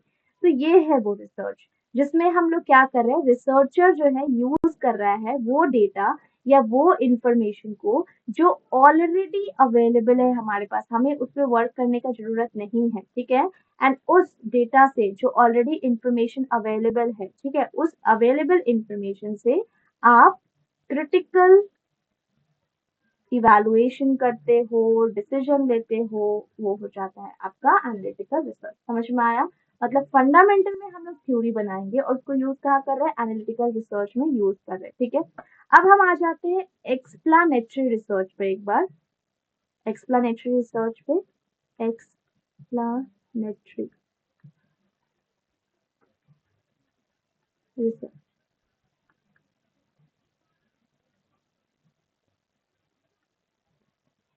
Explanatory research. एक्सप्लानेटरी रिसर्च जैसे कि हम लोग जान चुके हैं, ये आपका दो सिचुएशन, दो वेरिएबल्स का बीच का स्टडी करके आपको एक एक्सप्लेनेशन प्रोवाइड करता है, आप ये समझ सकते हो। तो ये जनरली ना बिगिनिंग में होता है, स्टार्टिंग में होता है, BGINING, बिगिनिंग ऑफ रिसर्च में ही ये आपका होता है, ये एक्सप्लानेटरी रिसर्च, जहाँ पे हम दो सिचुएशन के बारे में समझने की कोशिश करते हैं एंड एक्सप्लेन करते हैं कि क्या हुआ था क्या नहीं हुआ था, ठीक है। तो क्लियर है यहाँ तक? अच्छा, हिस्टोरिकल में ये लिख सकते हो, हिस्टोरिकल में हम प्राइमरी और सेकेंडरी डेटा होता है ना, ये मेरे को चेंज करने दो कलर पेन का।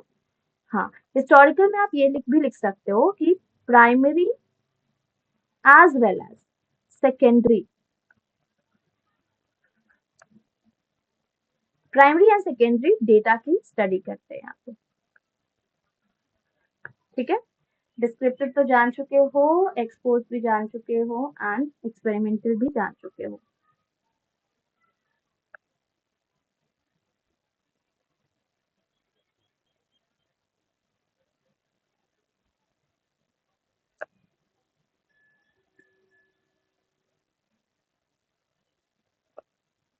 ओके, एक्सपेरिमेंटल रिसर्च, अच्छा अभी एक्सपेरिमेंटल रिसर्च के बारे में बताती हूँ। एक्सपेरिमेंटल रिसर्च अब तक नहीं बताया है, ठीक है। अब अच्छा चलो देख लेते हैं एक्सपेरिमेंटल रिसर्च क्या होता है। यहाँ पे मैं थोड़ा अंडरलाइन कर देती हूँ।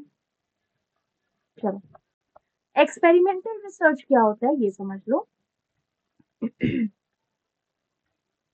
एक्सपेरिमेंटल रिसर्च, एक्सपेरिमेंटल रिसर्च में आप देख रहे हैं एक वर्ड आ रहा है एक्सपेरिमेंट, एक्सपेरिमेंट। आप एक बात सोचो, जब हम एक्सपेरिमेंट करते हैं, जब हम खुद से कुछ एक्सपेरिमेंट करते हैं, तो क्या हम उसमें अपने अनुसार चेंजेस कर सकते हैं? बिल्कुल कर सकते हैं। तो क्या यहाँ पे मैनिपुलेशन अलाउड है? मैनिपुलेशन करना अलाउड है? यस, मैनिपुलेशन इज अलाउड, ठीक है। इसमें हम दो या दो से ज्यादा, दो या दो से ज्यादा वेरिएबल्स का रिलेशनशिप को स्टडी करते हैं, रिलेशनशिप बिटवीन टू या मोर वेरिएबल्स, मोर वेरिएबल्स की स्टडी करना, ठीक है। दो या दो से ज्यादा वेरिएबल्स की स्टडी करना, ठीक है, एक्सपेरिमेंटल में होता है। और साथ ही साथ इसमें रिसर्चर जो है मैनिपुलेशन भी कर सकता है, दूसरे वेरिएबल्स का लाइक रिलेशनशिप को भी समझ सकता है, ठीक है। और इसमें जो मैनिपुलेशन होता है, हमेशा याद रखना, manipulation is always done on independent variable, independent variable। And जो मैनिपुलेशंस हमने किया है उसको हम लोग ऑब्जर्व कहाँ करते हैं? Observed on dependent variable, dependent variable, ठीक है। क्लियर है?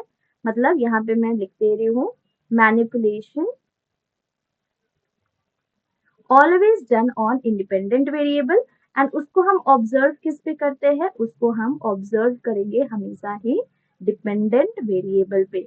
Manipulation always done on independent variable and उसको हम लोग ऑब्जर्व करते हैं डिपेंडेंट वेरिएबल पे। अब ये वेरिएबल मैं बार बार बोल रही हूँ कि independent variable, dependent variable, variable की स्टडी करना, दो या दो से ज्यादा वेरिएबल की स्टडी करना, वेरिएबल आखिरकार होता क्या है ये समझ को अभी, ठीक है। वेरिएबल, वेरिएबल, ठीक है, वेरिएबल। अब वेरिएबल की बात करें तो वेरिएबल मतलब बेसिकली टू टाइप के होते हैं, that is independent variable and one is dependent variable, IV and DV, independent variable and dependent variable, ठीक है। हम जो एक्सपेरिमेंट करते हैं ना, एक्सपेरिमेंट करने समय हम कुछ कुछ चीजों में चेंजेस कर सकते हैं, कुछ चीजों में चेंजेस नहीं कर सकते हैं, और जिसमें चेंजेस कर सकते हैं उसको हम इंडिपेंडेंट वेरिएबल बोलते हैं, जिसमें चेंजेस नहीं कर सकते उसको हम लोग डिपेंडेंट वेरिएबल बोलते हैं, याद रखना। तो आईवी जो होता है इसको हम लोग मैनिपुलेटेड भी बोल सकते हैं, क्या, मैनिपुलेटेड भी बोल सकते हैं। क्यों मैनिपुलेटेड बोल सकते हैं, क्योंकि इस पे हम लोग चेंजेस कर सकते हैं एंड इसमें चेंजेस करने से आप दूसरे वेरिएबल पे क्या असर आया वो देख सकते हो।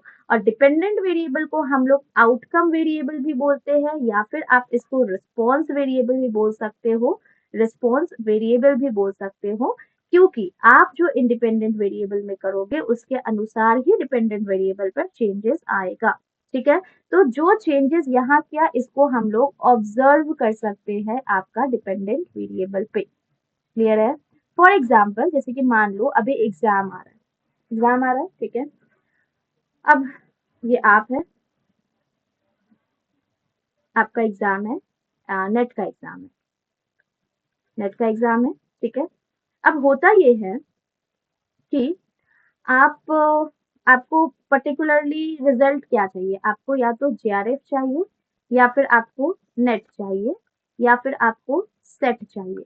अब एक बात बताओ ध्यान से, अब आप इसको इसको अचीव करने के लिए क्या क्या कर सकते हो, इसको अचीव करने के लिए आप कोचिंग लेते होंगे, आप क्लासेस करते होंगे, आप नोट्स बनाते होंगे, क्वेश्चन सॉल्व करते होंगे, अपना स्टडी टाइम देखते होंगे, 8 आवर्स का स्टडी टाइम देते होंगे, ठीक है।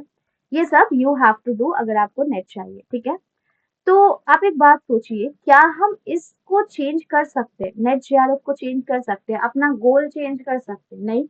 गोल चेंज कर दिया मतलब आप अलग ही इंसान हो, ठीक है। इसको हम लोग चेंज नहीं कर सकते, तो क्या मैं इसको डिपेंडेंट वेरिएबल बोल सकती हूँ। अब इस गोल को अचीव करने के लिए, इसको अचीव करने के लिए मैं अपना कोचिंग तो चेंज कर सकती हूँ ना। मान लो मुझे अपने करंट कोचिंग में कुछ समझ नहीं आ रहा है, उतना मुझे अच्छे से लोड नहीं लग रहा है, तो मैं अपना कोचिंग चेंज कर सकती हूँ, बिल्कुल चेंज कर सकती हूँ। मैं क्लासेस का टाइम चेंज कर, क्लासेस का टाइम नहीं मतलब क्लासेस, कौन सा क्लास मुझे लेना चाहिए, कौन सा क्लास नहीं लेना चाहिए। अगर मैं मैथ्स में कमजोर हूँ तो मुझे मैथ्स का क्लास 2 बार लेना है। अगर मेरा टीचिंग एप्टीट्यूड स्ट्रांग है तो मुझे टीचिंग एप्टीट्यूड 1 बार पढ़ने से भी चलेगा। तो क्लासेस में मैं चेंज कर सकती हूँ, यस। मैं नोट्स अपना लिखने का तरीका बदल सकती हूँ सो दैट मुझे ज्यादा समझ में आए, ज्यादा और अंडरस्टैंडिंग लगे। मैं क्वेश्चंस को अपने अनुसार बना सकती हूँ, मैं 8 की जगह 4 आवर्स भी स्टडी कर सकती हूँ। तो एक बात खुद सोच के बताओ, क्या ये इंडिपेंडेंट वेरिएबल था जिसमें आप चेंजेस कर सकते थे, यस। तो जिसमें आप चेंजेस कर सकते हो वो आपका इंडिपेंडेंट वेरिएबल हो जाता है, जिसमें there is no changes, no manipulation is there, वो आपका डिपेंडेंट वेरिएबल हो जाता है। अब एक बात खुद सोच करके बताओ मुझे कि अगर आप इसमें इसमें जैसा आप परफॉर्म करोगे उसके हिसाब से आपका ये पता चलेगा, राइट। मतलब समझ में आया मैं क्या बोल रही हूँ। आपका नेट जेआरएफ का जैसा पढ़ाई आप करोगे, अब कोई बच्चा जो है ना 2 घंटा भी नहीं पढ़ेगा और वो सोचेगा मुझे नेट जेआरएफ आ जाए, तो क्या वो पॉसिबल है, बहुत ही कम चांस है, ठीक है। तो आप जितना ये चीज पे असर दिखाओगे उतना उसका इम्पैक्ट यहाँ पे दिखेगा, राइट। उसका इम्पैक्ट यहाँ पे दिखेगा, दैट्स वाई आप देख सक रहे हैं कि दोनों का बीच में रिलेशनशिप को हम समझने की कोशिश कर रहे हैं। तो यही आपका वेरिएबल्स होता है, डिपेंडेंट और इंडिपेंडेंट वेरिएबल, जिसमें हम इंडिपेंडेंट वेरिएबल और डिपेंडेंट वेरिएबल के रिलेशनशिप को समझते हैं, और हम इंडिपेंडेंट में चेंजेस कर सकते हैं बट डिपेंडेंट में चेंजेस नहीं कर सकते। अब एक बात सोचो, अब ये डिपेंडेंट और इंडिपेंडेंट के बीच का भी तो आपका कुछ होगा ना, जो आपका लाइक कनेक्शन जैसा वर्क कर रहा है, जैसे कि आपके बुक्स, जैसे कि आपकी मटेरियल जिसके हेल्प से आप पढ़ रहे हो, जैसे कि आपकी टीचर मी जिसके हेल्प से आप पढ़ रहे हो। तो ये सब जो है ना, ये आपका हो जाता है इंटरवीनिंग वेरिएबल। इंटरवीनिंग वेरिएबल मतलब आप ये समझो कि independent variable was your coaching, ठीक है। इंडिपेंडेंट वेरिएबल आपका कोचिंग था। इंटरवीनिंग वेरिएबल, इंटर, एक मिनट इसको मैं अलग थोड़ा पेन से लिखती हूँ, ठीक है। क्या लिखा था? इंडिपेंडेंट, इंडिपेंडेंट, इंडिपेंडेंट वेरिएबल होता है एक हो जाता है आपका इंटर, VENING, इंटरवीनिंग वेरिएबल, और एक हो जाता है डिपेंडेंट वेरिएबल।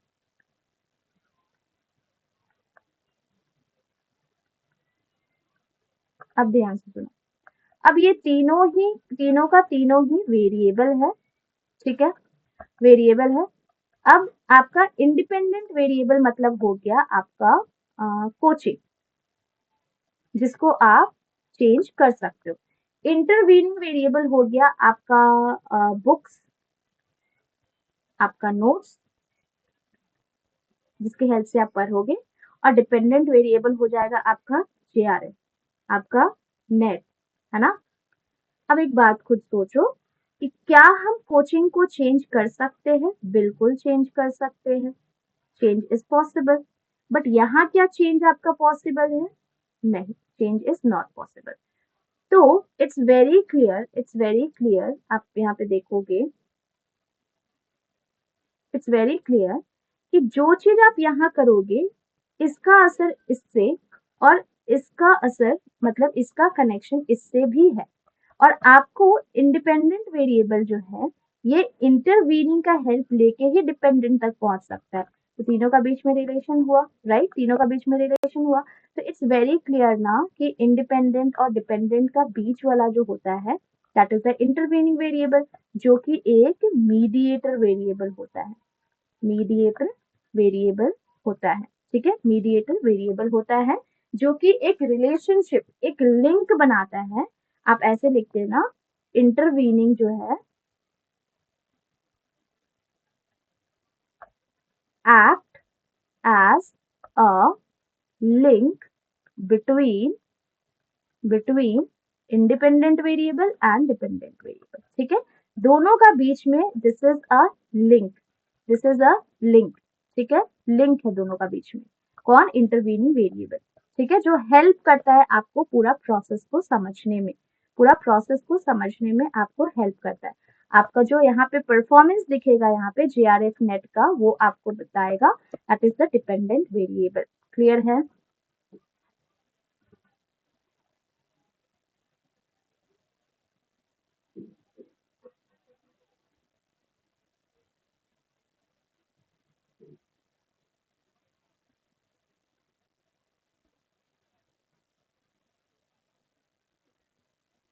ओके, अब हम लोग आगे बढ़ते हैं। Now next is extraneous variable, extraneous variable, अब ये क्या होता है? ठीक है, इसको भी देखते हैं।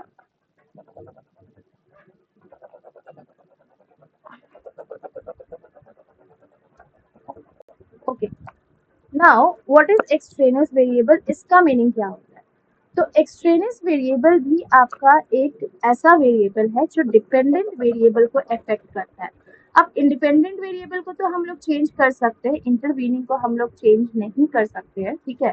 बट अगर मान लो कुछ ऐसा सिचुएशन हुआ जहाँ पे हमें डिपेंडेंट को चेंज करना पड़ा, जहाँ पे हम अपने गोल को चेंज कर रहे हैं, हमें अपना JRF को चेंज करना पड़ा कि नहीं, अब मैं JRF के लिए नहीं, अब मैं CA के लिए प्रिपरेशन करूंगी, तब आता है आपका extraneous variable, EXTRANEOUS, extraneous variable. Now what is this extraneous variable, इसका मतलब क्या होता है, तो ये देख लेते हैं। एक्सट्रेनियस वेरिएबल जो है इसका असर पड़ता है डिपेंडेंट वेरिएबल पे।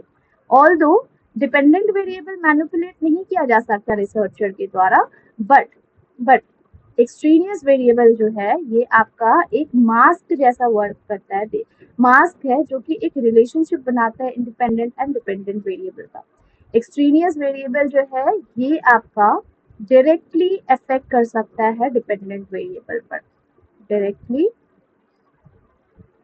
affect the dependent variable. ठीक है, डायरेक्टली इफेक्ट डाल सकता है डिपेंडेंट वेरिएबल पे। और साथ ही साथ एक्सट्रेनियस वेरिएबल जो है ये कंट्रोल कर सकता है। Control, extraneous variable can control dependent variable. तो अगर आपसे एग्जाम में पूछा जाता है कि क्या एक्सट्रेनियस वेरिएबल डिपेंडेंट वेरिएबल को कंट्रोल कर सकता है, चेंज कर सकता है, इज इट पॉसिबल? हाँ, कर सकता है, बिल्कुल कर सकता है। ठीक है, बट इन सीरियस मतलब बहुत ज्यादा कुछ ऐसा सिचुएशन होता है तब। So extraneous variable can directly affect the dependent variable and it can also control the dependent variable. It can change, it can change, dependent variable can change into dependent variable, एक minute, ठीक है, dependent variable can change into a relation to variation in independent variable। ठीक है, independent variable. अच्छा, इन extraneous variable को हम लोग confounding variable भी बोलते हैं। ठीक है, याद रखना, एक्सट्रेनियस वेरिएबल को we can name it as confounding variable as well, CONFOUNDING, confounding variable भी बोल सकते हैं और इसको कंफाउंडेड वेरिएबल भी बोल सकते हैं।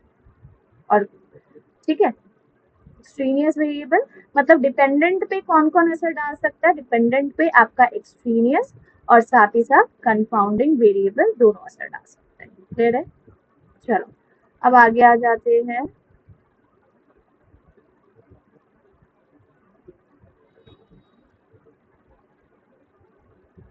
अब जैसे कि मेजरमेंट के बेसिस पे ना कुछ वेरिएबल है जो कि आपका कैटेगोरियल और कॉन्टिन्यूस भी हो सकते हैं। तो कैटेगरियल मतलब नॉमिनल ऑर्डिनल स्केल, याद है? नॉमिनल डेटा, ऑर्डिनल डेटा आपको स्टैट्स में पढ़ाया था। तो जब भी आपको वर्ड दिखे कांस्टेंट वेरिएबल, क्या? Constant variable.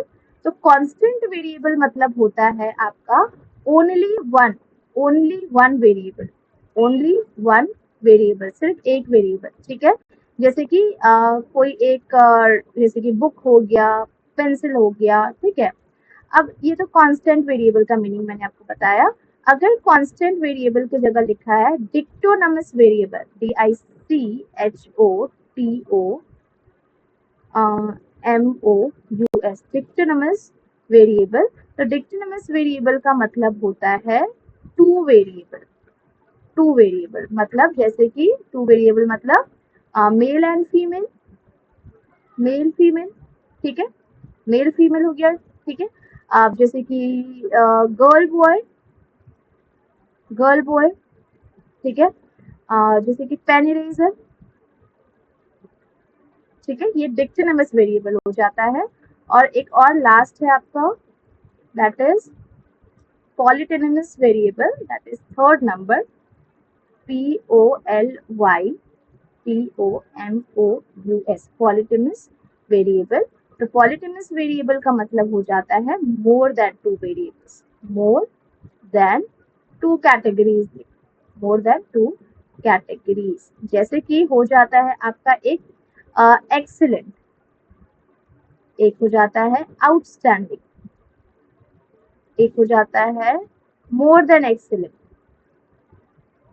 तो ये हो गया आपका पॉलीटेमस वेरिएबल, जिसमें 2 से ज्यादा वेरिएबल है। तो जब भी एक वेरिएबल रहेगा तो वो क्या होगा, कांस्टेंट वेरिएबल। जब आपका एक से ज्यादा मतलब 2 वेरिएबल होगा, जब भी 2 वेरिएबल्स आर देयर, देन वो हो जाएगा आपका ये डिक्टोनमस वेरिएबल। एंड जब भी 2 से ज्यादा होगा तो वो हो जाएगा polytomous variable, that is more than 2 category. ठीक है, क्लियर है?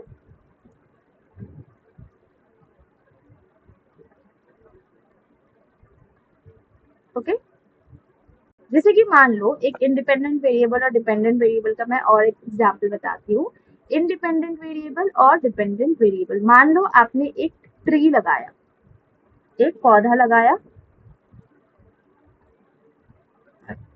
सॉरी, एक पौधा लगाया आपने। अब ये पौधा कितना ग्रो करेगा, कितना मीन्स आगे मीन्स ग्रीनरी इसमें मेंटेन रहेगी, ये ये डिपेंड करता है आपके ऊपर। कैसे? आप इसमें कितना वाटर दोगे, कितना वाटर दोगे, कितना सनलाइट इसमें रहेगा, ठीक है, इसके बेसिस पे ये प्लांट ग्रो कर पाएगा। तो हम अगर वाटर चेंज करके हम इसको वाटर ना देके कोक देने लगे, पेप्सी देने लगे, मिल्क देने लगे, तो क्या ये कितना ग्रो करेगा? अल्टीमेटली आप इस पे फर्टिलाइजर कितना डाल रहे हो, फर्टिलाइजर दे रहे हो या नहीं दे रहे हो, मतलब उस सब चीज को आप चेंज कर सकते हो, राइट? जैसे वाटर को मैंने बोला, वाटर को आप चेंज करके कुछ भी कर सकते हो, लाइक पेप्सी डाल दो, है ना, कोक डाल दो, ठीक है, मिल्क डाल दो। तो आपने क्या चेंज किया ये वेरिएबल को? बिल्कुल किया। आपने फर्टिलाइजर देना शुरू कर दिया, तो फर्टिलाइजर को आपने चेंज किया, यस किया। बट अल्टीमेटली जब ये ग्रो करके एक पूरा एक ट्री बनेगा, तो क्या हम उसमें कुछ चेंजेस कर सकते हैं? उसमें कुछ चेंजेस कर सकते नहीं। तो ये हो जाता है डिपेंडेंट वेरिएबल, जो कि आपका इंडिपेंडेंट के अनुसार डिपेंड करता है कि यहाँ आउटकम क्या आएगा, यहाँ पे रिजल्ट क्या आएगा, ये आपके ऊपर डिपेंड करता है। दैट्स व्हाई इंडिपेंडेंट वेरिएबल को आप चेंज कर सकते हो एंड डिपेंडेंट को चेंज नहीं कर सकते हो। ठीक है, क्लियर है? इंडिपेंडेंट और डिपेंडेंट का एग्जाम्पल की हेल्प से समझ में आया होगा, इजी था। तो समझने का है बात ये कि आपका एक हो जाता है इंडिपेंडेंट वेरिएबल, फिर आता है आपका डिपेंडेंट वेरिएबल,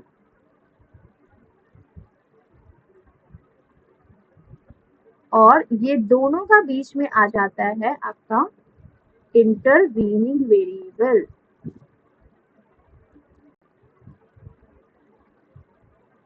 ठीक है, ये दोनों का लिंक बनाने के लिए independent variable, changes is possible. बस इसमें कौन कंट्रोल कर सकता है, चेंजेस कौन कर सकता है? एक्सट्रेनियस वेरिएबल, जिसको हम लोग कंफाउंडिंग वेरिएबल भी बोलते हैं। ठीक है, ये इसमें चेंजेस कर सकते हैं। ओके,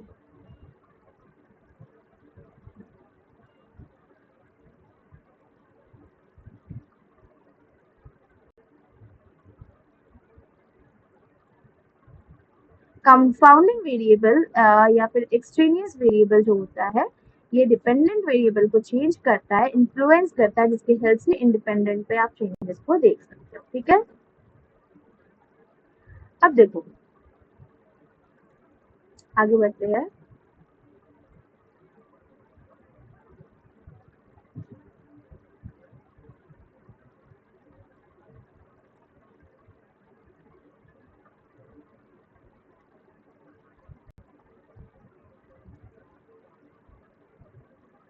ओके, अब एक्सपेरिमेंट का ना एक चार्ट है जो आपको याद करना होगा, क्योंकि इस चार्ट से आपको क्वेश्चन पूछा जा चुका है। एक्सपेरिमेंटल रिसर्च डिजाइन जिसको बोलते हैं, एक्सपेरिमेंटल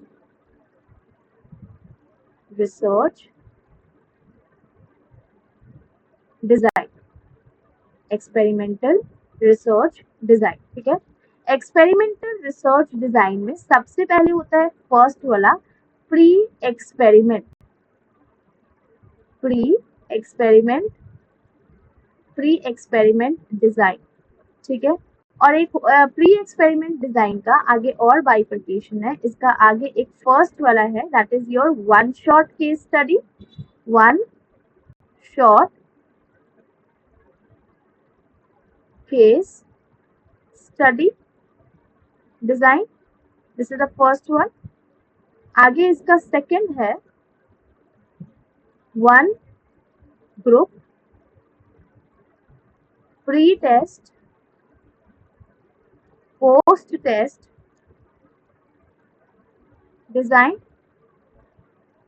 और थर्ड हो जाता है इसका static group comparison, static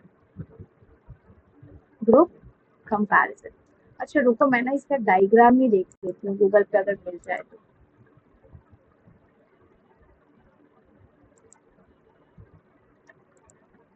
net भी नहीं चल रहा है,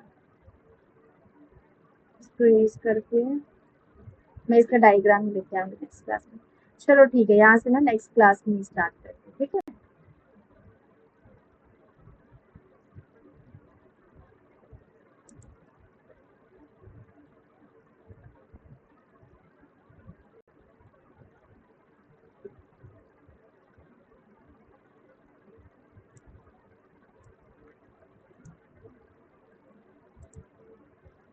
चलो ये तो खुल नहीं रहा है।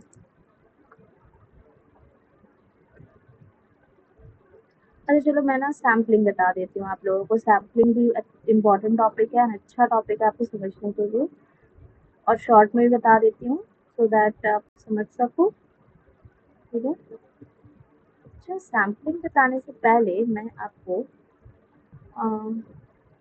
अच्छा ये बता देती हूँ।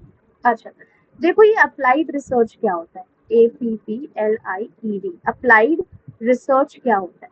अब आपने एक एनालिटिकल रिसर्च भी देखा था, अब आप अप्लाइड रिसर्च भी देखो, इसका भी फंक्शन थोड़ा मोड़ा मिलता जुलता है आपका उससे, ठीक है। जैसे कि अप्लाइड रिसर्च में क्या होता है, हम एक स्पेसिफिक प्रॉब्लम को सॉल्व करने के लिए वर्क करते हैं, स्पेसिफिक प्रॉब्लम को सॉल्व करने के लिए वी वर्क, ठीक है।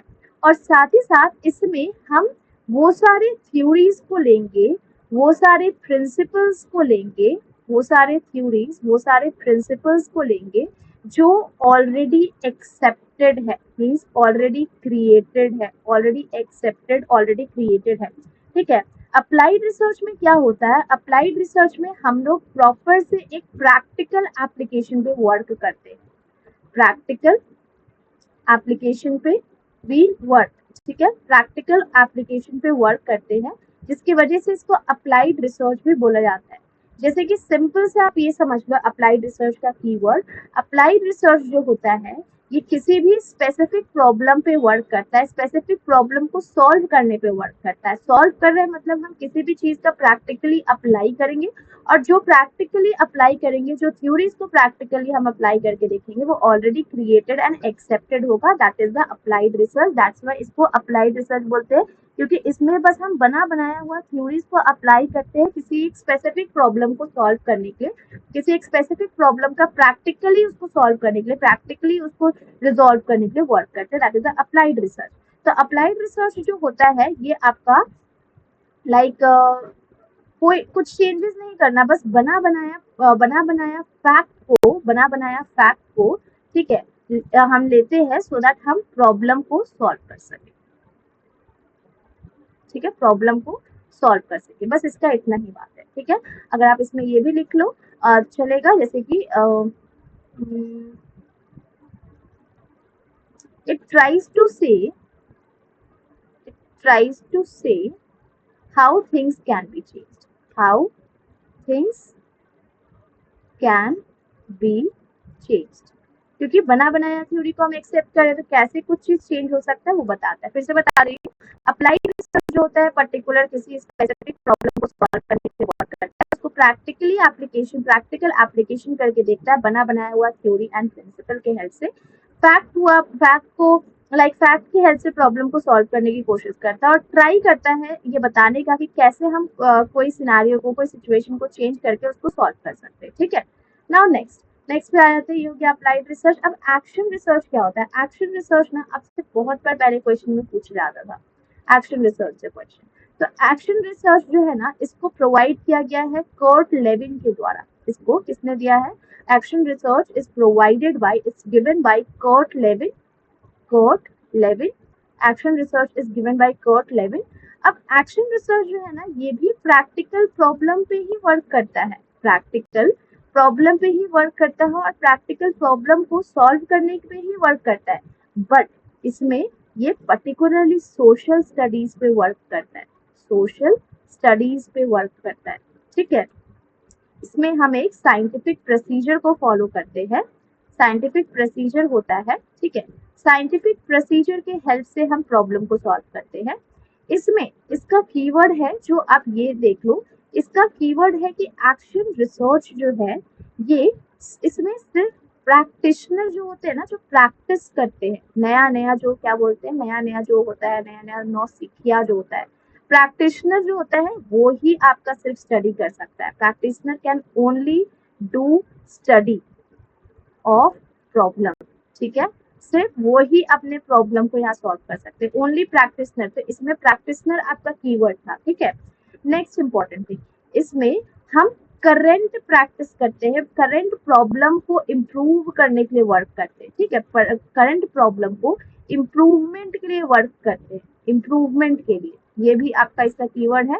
और साथ ही साथ इसमें आप कोई नॉलेज नहीं दोगे, पर ये लिख लो, action research does not, action research does not contribute, action research does not contribute to the fund of knowledge। Fund of knowledge में कौन कंट्रीब्यूट करेगा? फंड ऑफ नॉलेज में बेसिक रिसर्च हुआ, अप्लाइड रिसर्च हुआ, वो लोग कंट्रीब्यूट करेंगे, ना कि एक्शन रिसर्च। एक्शन रिसर्च का सिर्फ इतना काम है, फर्स्ट ऑफ ऑल ये तो कर्ट लेविन के द्वारा दिया गया है, ये सिर्फ और सिर्फ प्रैक्टिकल प्रॉब्लम को सॉल्व करने के लिए वर्क करते हैं। ठीक है, इम्प्रूवमेंट के लिए वर्क करते हैं। एक्शन रिसर्च को सिर्फ और सिर्फ प्रैक्टिशनर कर सकता है, ये कंट्रीब्यूशन नहीं प्रोवाइड करता है, नॉलेज नहीं देता है ये अपना। ठीक है, एक्शन रिसर्च का एक प्रोसेस है, एक साइकिल है, जिसको हम आपको एग्जाम में पूछा जाता है, दैट इज प्लान, फिर होता है एक्ट, फिर होता है ऑब्जर्व, OBSERVE, ऑब्जर्व, फिर होता है रिफ्लेक्ट। रिफ्लेक्ट हो, किसी किसी बुक में रिफ्लेक्ट लिखा है, किसी किसी बुक में रिएक्ट लिखा है, तो कंफ्यूज नहीं होना है। प्लान, एक्ट, ऑब्जर्व, रिएक्ट, ये भी हो सकता है और रिफ्लेक्ट भी हो सकता है। तो ये जो साइकिल है ना, ये साइकिल कौन दिया है पता है? This cycle is given bye given by नहीं, इट्स कॉमनली नोन एज, ऐसे लिख सकते हो, chemist and NC Tagore. Okay, तो इसको एक्शन रिसर्च का जब भी नाम आए याद रख लेना, PAOR, plan, act, observe, reflect, plan, act, observe, react. ठीक है, इसमें बेसिकली होता ये है कि सबसे पहले हम प्लान करते, फिर एक्ट करते, फिर ऑब्जर्व करते, क्या हो रहा है क्या नहीं हो रहा, ऑब्जर्व करके डेटा ऑब्जर्व करते हैं, सब डेटा ऑब्जर्व किया, देखा क्या सक्सेसफुल एक्शन लिया था उसको ऑब्जर्व किया, उसके बाद रिफ्लेक्ट करते, देखते हैं कि क्या वीक था पॉइंट, क्या स्ट्रॉन्ग पॉइंट था, क्या हम लोग चेंजेस कर सकते हैं, क्या चेंजेस नहीं कर सकते। समझ में आया? सबसे पहले प्लान करो कि क्या करना है क्या नहीं करना है, फिर उस प्लान के अकॉर्डिंग आप वर्क करो, एक्ट करना शुरू करो, फिर ऑब्जर्व करो कि आपका वो प्लान के अकॉर्डिंग वर्क हो पाया या नहीं हो पाया, फिर देखो कि हाँ मुझे क्या चेंजेस करने का है, क्या चेंजेस नहीं करना है रिएक्ट वाले फेज में। ठीक है, तो एक्शन रिसर्च जो होता है, ये ना ही सिर्फ आपका लाइक थिंकिंग के लिए होता है यूज या कुछ ऐसा, बट ये आपका ज्यादा सिस्टमैटिक और कोलैबोरेटिव एक्टिविटी था। कोलैबोरेटिव एक्टिविटी कैसे? क्योंकि आप देखो एक प्रोसेस को हम फॉलो कर रहे हैं, और जब हम एक प्रोसेस को फॉलो करते हैं सबका इन्वॉल्वमेंट ज्यादा होगा, तो it's not simply only about problem solving, ये सिर्फ ना ही एक प्रॉब्लम सॉल्विंग पे ही वर्क करता है, बट ऑल्सो ये आपका क्रिटिकल रिफ्लेक्शन शो करता है, क्रिटिकल रिफ्लेक्शन शो करता है। क्रिटिकल रिफ्लेक्शन की हेल्प से हम ये देख पाते हैं कि आप क्या सोच रहे हैं क्या सोच नहीं रहे। एक्शन रिसर्च जो होता है ये ये किया जाता है बेसिकली प्रैक्टिशनर करते हैं, और मोस्टली ये स्टूडेंट्स और कॉलेज में कलीग्स में यूज होता है, स्टूडेंट्स एंड कलीग्स के द्वारा यूज किया जाता है। ठीक है, समझ में आया एक्शन रिसर्च का मतलब? और एक्शन रिसर्च में 3E का भी कॉन्सेप्ट है, ये भी लिख लो, PAOR तो लिख लिया है। एक्शन रिसर्च में आपके पास 3E का कॉन्सेप्ट है, 3E, ठीक है, 3E। 3E में क्या क्या है? फर्स्ट E है आपका एक्सपीरियंसिंग, ठीक है, एक्सपीरियंसिंग। सेकंड हो जाएगा आपका इंक्वायरिंग,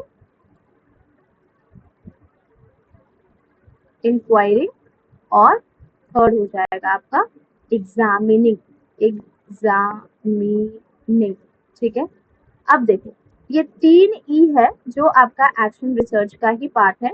E से experiencing, enquiring, examining, experiencing, enquiring, examining. तो एक्सपीरियंसिंग मतलब क्या? ऑब्जर्विंग। एक्सपीरियंस है मेरा, मैंने ये फील किया है, मैंने ये ऑब्जर्व किया, मैंने ये देखा है। इंक्वायरिंग मतलब क्या हुआ? क्वेश्चनिंग, आस्किंग, इंक्वायरी कर रहा था, वो आया था मतलब बहुत इंक्वायरी कर रहा था।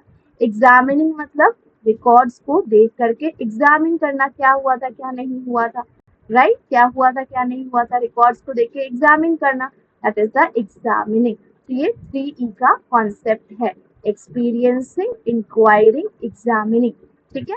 हम यहाँ पे क्या करते हैं? पार्टिसिपेंट्स को ऑब्जर्व करते हैं, उनका बिहेवियर को ऑब्जर्व करते हैं।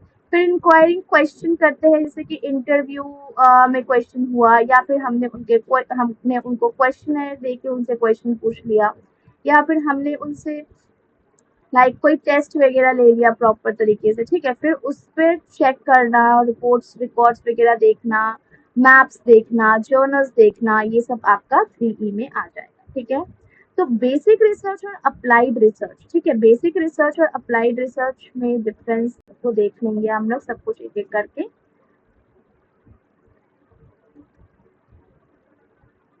ओके, तो ये आपका बेसिक, अप्लाइड और एक्शन रिसर्च हमेशा साथ साथ ही चलता है। तो हमेशा याद रखो, बेसिक रिसर्च जो हम लोग BR से लिख रही हूँ मैं, बेसिक रिसर्च में हमेशा ही हम लोग क्या करते हैं? नया data, new skills, new skills add करते हैं ऑफ एग्जिस्टिंग डेटा, ठीक है, ऑफ एग्जिस्टिंग डेटा, ठीक है। न्यू डेटा और न्यू स्किल्स ऐड करते हैं ऑफ एग्जिस्टिंग डेटा। इसका मेन ऑब्जेक्टिव होता है कि आप एक प्रॉब्लम का यूनिवर्सल सॉल्यूशन दे सको थ्योरीज के हेल्प से, ठीक है, थ्योरीज के हेल्प से। बेसिक रिसर्च जो होता है, इसमें हम लोग थ्योरेटिकल वर्क करते हैं, ठीक है, थ्योरम्स क्रिएट करते हैं, creation of new data, new standard होता है, सो दैट हम अपना एग्जिस्टिंग डेटा या फिर एग्जिस्टिंग हाइपोथेसिस को और एक्सटेंशन प्रोवाइड कर सके, बढ़ावा दे सके, ठीक है। यहाँ पे आप ये भी लिख सकते हो कि it is all about developing scientific knowledge,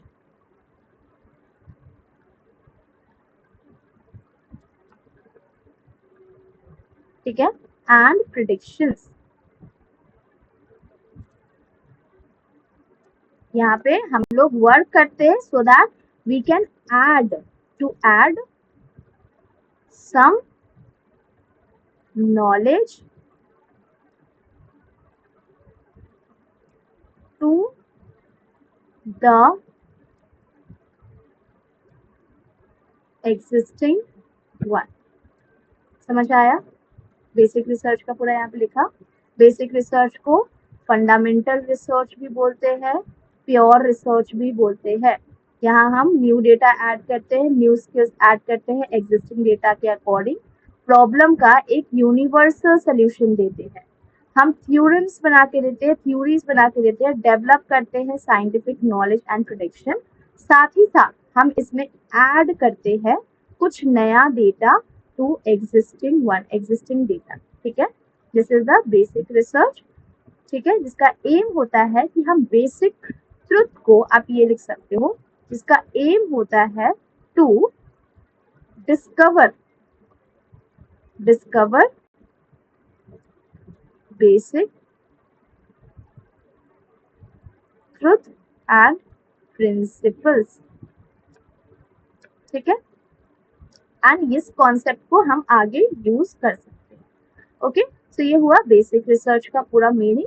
अब हम देख लेते हैं अप्लाइड रिसर्च को एक बार फिर से। अप्लाइड रिसर्च, अप्लाइड रिसर्च में क्या हो जाता है कि इसमें हम लोग ऑलरेडी मतलब देखो, कुछ ऐसा प्रॉब्लम हुआ, उस प्रॉब्लम के साथ टैकल करने के लिए हम अप्लाइड रिसर्च का हेल्प लेते हैं, जिसमें हम सिर्फ और सिर्फ क्या करते हैं, प्रॉब्लम को सॉल्व करने पर फोकस करते हैं, ठीक है। प्रॉब्लम को सॉल्व करने पर फोकस करते हैं। इसका प्राइमरी एम ही होता है कि प्रॉब्लम को रिजॉल्व करना, ठीक है, रिजॉल्व करना। अप्लाइड रिसर्च जो होता है ये हमेशा ही प्रैक्टिस नहीं, वो एक्शन रिसर्च होता है, सो सॉरी, प्रैक्टिशनर वाला एक्शन रिसर्च में आएगा। अप्लाइड रिसर्च होता है फुल्ली प्रैक्टिकल होता है, इसमें हम स्ट्रैटेजीज की हेल्प से प्रॉब्लम को सॉल्व करते हैं। आप ये भी लिख सकते हो, अप्लाइड रिसर्च में हमारा जो प्रॉब्लम को सॉल्व करने का जो तरीका होता है दैट इज लिमिटेड। अब आप एक बात सोचो, आपका कॉलेज है, आपके कॉलेज में कुछ रैगिंग का इश्यूज है, तो आप वो रैगिंग का प्रॉब्लम को सॉल्व करने के लिए जो मतलब थ्योरी को एक्सेप्ट करोगे, जो रिजोल्यूशन को सेलेक्ट करोगे, जरूरी नहीं है कि वो यूनिवर्सली सारा कॉलेज उसी चीज से, मतलब उसी कॉन्सेप्ट को फॉलो करके रैगिंग का प्रॉब्लम को रिजॉल्व करे। हो सकता है कि आपने जो रेजोल्यूशन चुना है वो सिर्फ आपके कॉलेज के अकॉर्डिंग अच्छा हो, एंड दूसरा कॉलेज जिसको भी रैगिंग का ही प्रॉब्लम है बट स्टिल वो दूसरा थ्योरी को एक्सेप्ट करे प्रॉब्लम को सॉल्व करने के लिए, राइट। तो इसमें आपका अप्लाइड रिसर्च में जो आप सोल्यूशन लेते हो दैट इज लिमिटेड ओनली, और यहाँ पे हम प्रैक्टिकली वर्क करते हैं। प्रीवियस वाला में क्या था, हम थ्योरी पे वर्क कर रहे थे, थ्योरेटिकल वर्क कर रहे थे, बट इसमें प्रैक्टिकली भी वर्क, ठीक है। यहाँ पे हम डेवलपमेंट करते हैं, development of development of technology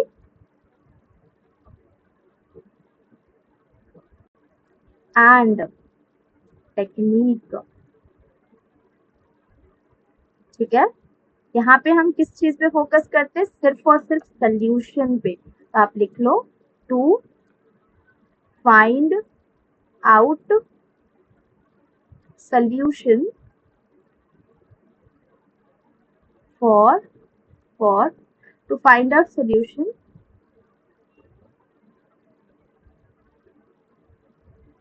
solution for the problem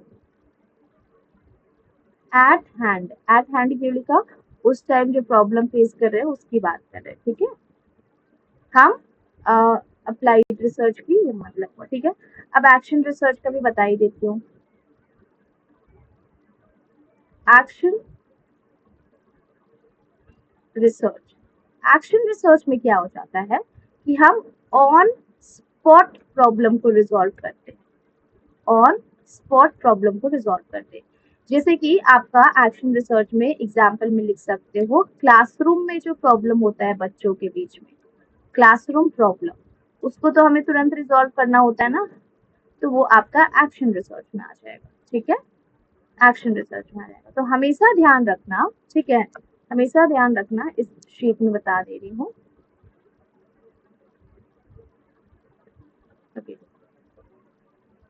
Action research is a small part, applied research is a big part, and fundamental research is another part. और ये सब का सब जो है, ये सब का सब आपका किसके अंदर आएगा,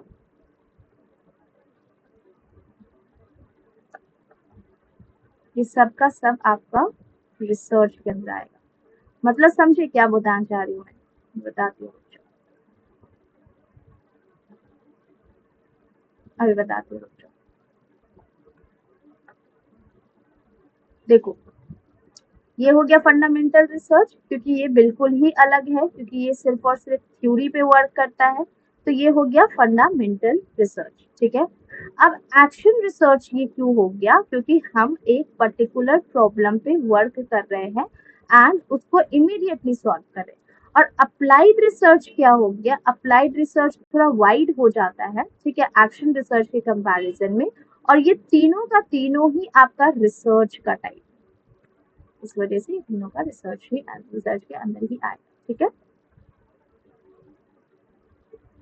ठीक है, अप्लाइड रिसर्च में हम क्या कर रहे हैं, हम एक्सप्लोर कर रहे हैं ऑलरेडी स्टैब्लिश्ड प्रिंसिपल से एंड उसके हिसाब से हम सॉल्व करें। बट एक्शन में हम ऑन द स्पॉट प्रॉब्लम को सॉल्व करने की कोशिश कर रहे हैं।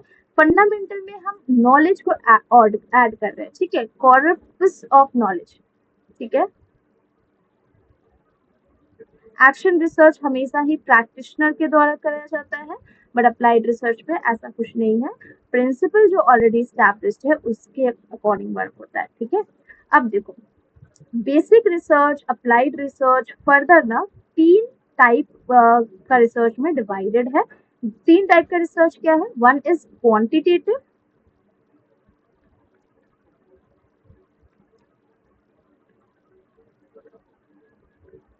one is qualitative,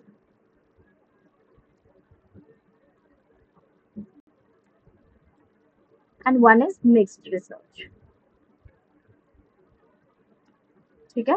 अब जब भी आपको कहीं भी क्वांटिटेटिव की बात करें, ठीक है, क्वांटिटेटिव की बात करें, तो एक बता देती हूँ, ये टॉपिक तो इजी है। क्वांटिटेटिव रिसर्च जो होता है ये हमेशा ही आपका नंबर्स के फॉर्म में होता है, न्यूमेरिकल्स के फॉर्म में होता है, मैथ्स के फॉर्म में होता है। यहाँ पे टेबल का यूज होगा, ग्राफ का यूज होगा। आप लिख सकते हो क्वांटिटेटिव रिसर्च नंबर्स हुआ, यहाँ पे टेबल्स का यूज होता है, ग्राफ का यूज होता है, ठीक है। आपका यहाँ पे हम ये जानने की कोशिश करते हैं क्या हुआ, ठीक है, कहाँ पे हुआ, वेयर, कब हुआ, एंड इसके बेसिस पे हम डिसीजन लेते हैं। ये आपका कंक्लूसिव फॉर्म में होता है, कंक्लूसिव फॉर्म में होता है, ठीक है, ये सिंपल था। अब आ जाते हैं क्वालिटेटिव पे। क्वालिटेटिव जस्ट ऑपोजिट, क्वालिटेटिव आपका नॉन नंबर्स हो जाएगा, जो नंबर्स के फॉर्म में नहीं होता है। अब नंबर्स के फॉर्म में क्या क्या नहीं होता है, जैसे कि मान लो आपकी फीलिंग, आपकी फीलिंग नंबर्स के फॉर्म में है क्या, नहीं ना, नंबर्स के फॉर्म में नहीं होती है, राइट।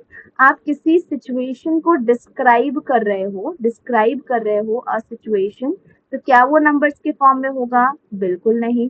आपका ड्रेस का कलर क्या नंबर के फॉर्म में है, नहीं। आपका अभी हंसना, रोना, बैठना, उठना, ये क्या नंबर्स के फॉर्म में है, नहीं, ठीक है।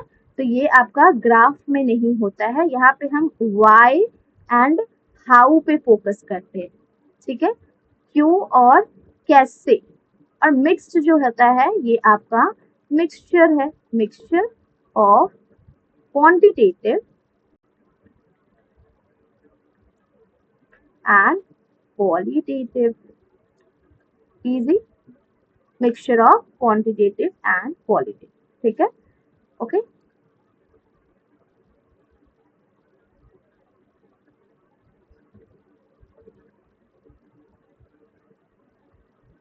अब देखो, मतलब कुछ रिसर्च के बारे में हम लोग जानेंगे, लाइक कुछ ऐसा रिसर्च जो आपका क्वांटिटेटिव में फॉल होता है एंड कुछ जो है क्वालिटेटिव में फॉर्म होता है, ठीक है, फॉल होता है, सॉरी, फॉल होता है। तो उसके बारे में जानना तो है, बट इसका हम लोग नेक्स्ट क्लास में कर लेंगे, ठीक है।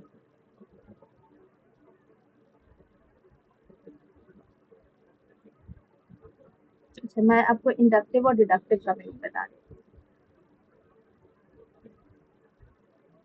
देखो, इंडक्टिव और डिडक्टिव क्या होता है, मीनिंग बता रही हूँ इसका। इंडक्टिव रिसर्च, हाँ, इंडक्टिव रिसर्च और डिडक्टिव रिसर्च।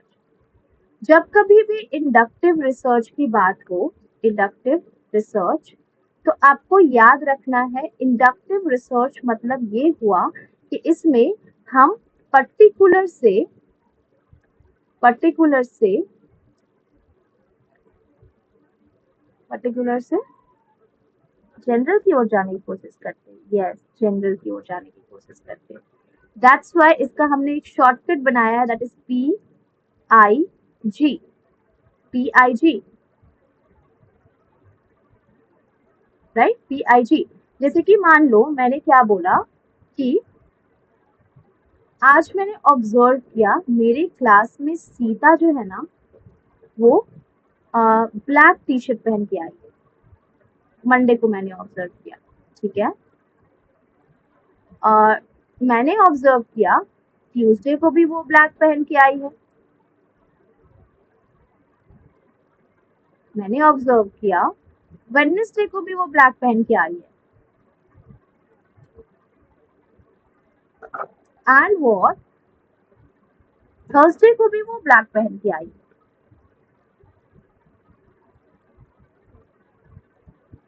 फ्राइडे को भी ब्लैक पहन के आई है। तो मैंने क्या कंक्लूड किया कि वो सैटरडे को भी ब्लैक पहन के आएगी और उनका फेवरेट जो कलर है वो ब्लैक ही है। मैंने ये गेस किया। अब एक बात सोचो, मैंने एक पर्टिकुलर स्टेटमेंट से क्या एक जनरल स्टेटमेंट देने की कोशिश कर रही हूँ कि उसका जो ये सीता का best colour, favourite colour is black only. Yes, समझ में आया। तो ये आपका इंडक्टिव टाइप ऑफ स्टेटमेंट होता है जहां पे आप एक पर्टिकुलर स्टेटमेंट से एक जनरल कंक्लूजन बनाने की कोशिश करते हो। अब लेट्स सपोज एक और एग्जांपल देखिए।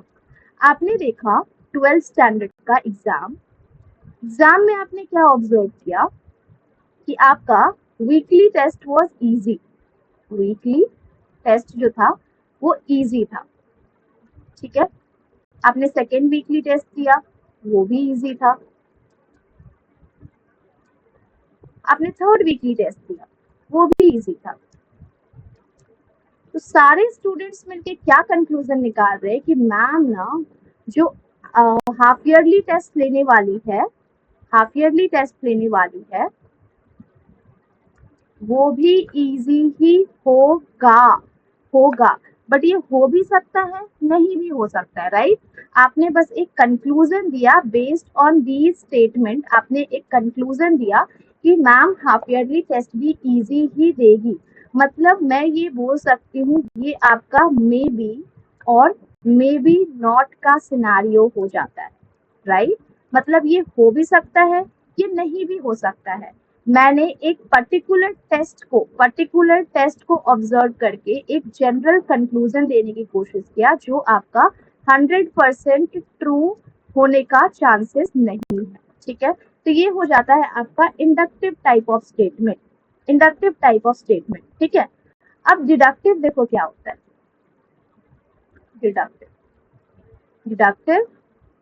डिडक्टिव रिसर्च क्या होता है। डिडक्टिव रिसर्च में क्या होता है, ध्यान से सुनना।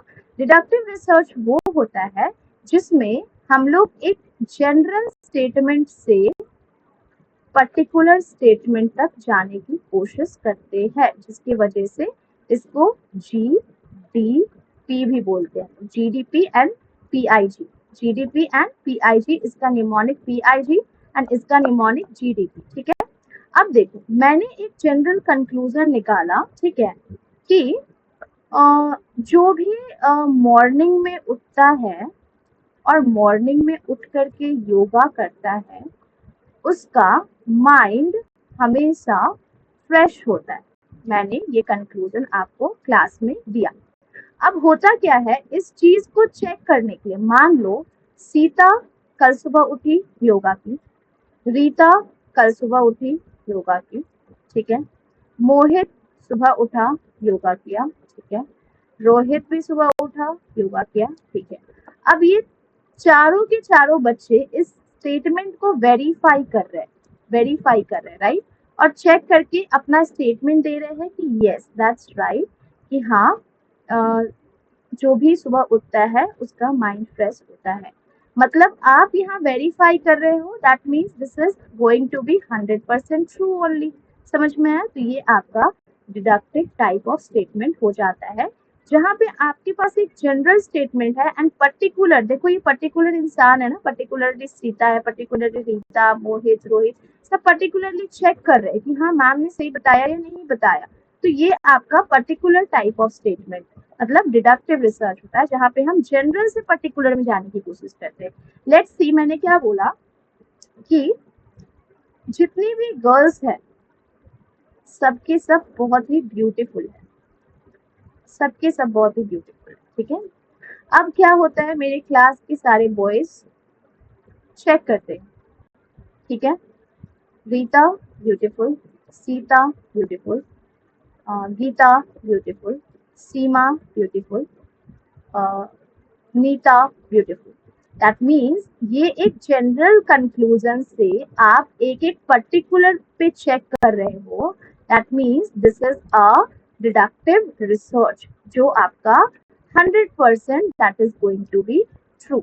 तो आपको इसमें ये समझना है, ध्यान से सुनना, ये समझना होगा कि जब भी आपसे इंडक्टिव रिसर्च की बात की जाए ना, जब भी इंडक्टिव रिसर्च की बात की जाए तो इंडक्टिव रिसर्च में हमेशा ही आपके पास एक ऑब्जर्वेशन होता है। जैसे कि मैंने ऑब्जर्व किया था कि सीता ब्लैक ड्रेस पहनती है हमेशा, फिर आप एक पैटर्न को फॉलो करते हो। मैंने उनको हर दिन देखा कि हाँ वो ब्लैक ही पहन के आ रही है, फिर मैंने हाइपोथेसिस बनाया कि उनका उनका ब्लैक कलर ही फेवरेट है। अब ये मेरा हाइपोथेसिस गलत भी हो सकता है। मैंने उनसे एक दिन पूछा कि आपका क्या ब्लैक कलर फेवरेट है, तो उन्होंने बोला नहीं मैम ऐसा तो नहीं है। तो यहाँ पे मेरा थ्योरी राइट भी हो सकता है, रॉन्ग भी हो सकता है, ठीक है। तो इंडक्टिव रिसर्च में जरूरी नहीं है कि वो हमेशा सही ही होगा, वो सही भी हो सकता है, गलत भी हो सकता है। मतलब यहाँ पे हम एक ऑब्जर्वेशन के बेसिस पे थ्योरी देने की कोशिश करते हैं, तो ये आपका इंडक्टिव रिसर्च होता है। वेयर अगर मैं बात करूं डिडक्टिव रिसर्च का, तो यहाँ पे लिख लो डिडक्टिव रिसर्च। तो डिडक्टिव रिसर्च में क्या हो जाता है, डिडक्टिव रिसर्च में मैंने आपको एक थ्योरी दिया था कि जो रोज सुबह उठता है उसकी माइंड फ्रेश होती है। आपने हाइपोथेसिस बनाया कि ये हो भी सकता है, नहीं भी हो सकता है, मैम जो बोल रही है वो सही है या नहीं, चलो चेक करके देखते हैं। फिर सबने एक एक करके अपना ऑब्जर्वेशन शेयर किया, रीता, गीता, सीता, मीता, नीता ने, कि हाँ मैम मैं सुबह उठ के मैंने योगा किया, मैं आज बहुत फ्रेश फील कर रही हूँ, मैं भी सुबह उठ के मैंने भी योगा किया, मैं भी बहुत फ्रेश फील कर रही हूँ। तो सभी ने अपना कॉन्फर्मेशन दिया। तो कॉन्फर्मेशन दिया दैट मीन्स आपका डिडक्टिव रिसर्च वो हमेशा ही आपका 100% ट्रू ही होता है, क्योंकि हम यहाँ एक थ्योरी से अपना कॉन्फर्मेशन की तरफ जा रहे हैं, ठीक है। तो हमेशा याद रखना कि डिडक्टिव जो होता है, डिडक्टिव और इंडक्टिव, डिडक्टिव हमेशा ही आपका स्टार्ट कहाँ से होता है, स्टार्ट होता है आपका थ्योरी से। और ये स्टार्ट कहाँ से होता है, ये स्टार्ट होता है ऑब्जर्वेशन से, मतलब डेटा से, ठीक है। डिडक्टिव आपका कंफर्म करता है हाइपोथेसिस को, कंफर्म करता है हाइपोथेसिस को, और ये इंडक्टिव हमेशा चेक करता है हाइपोथेसिस को, ठीक है, कंक्लूजन को।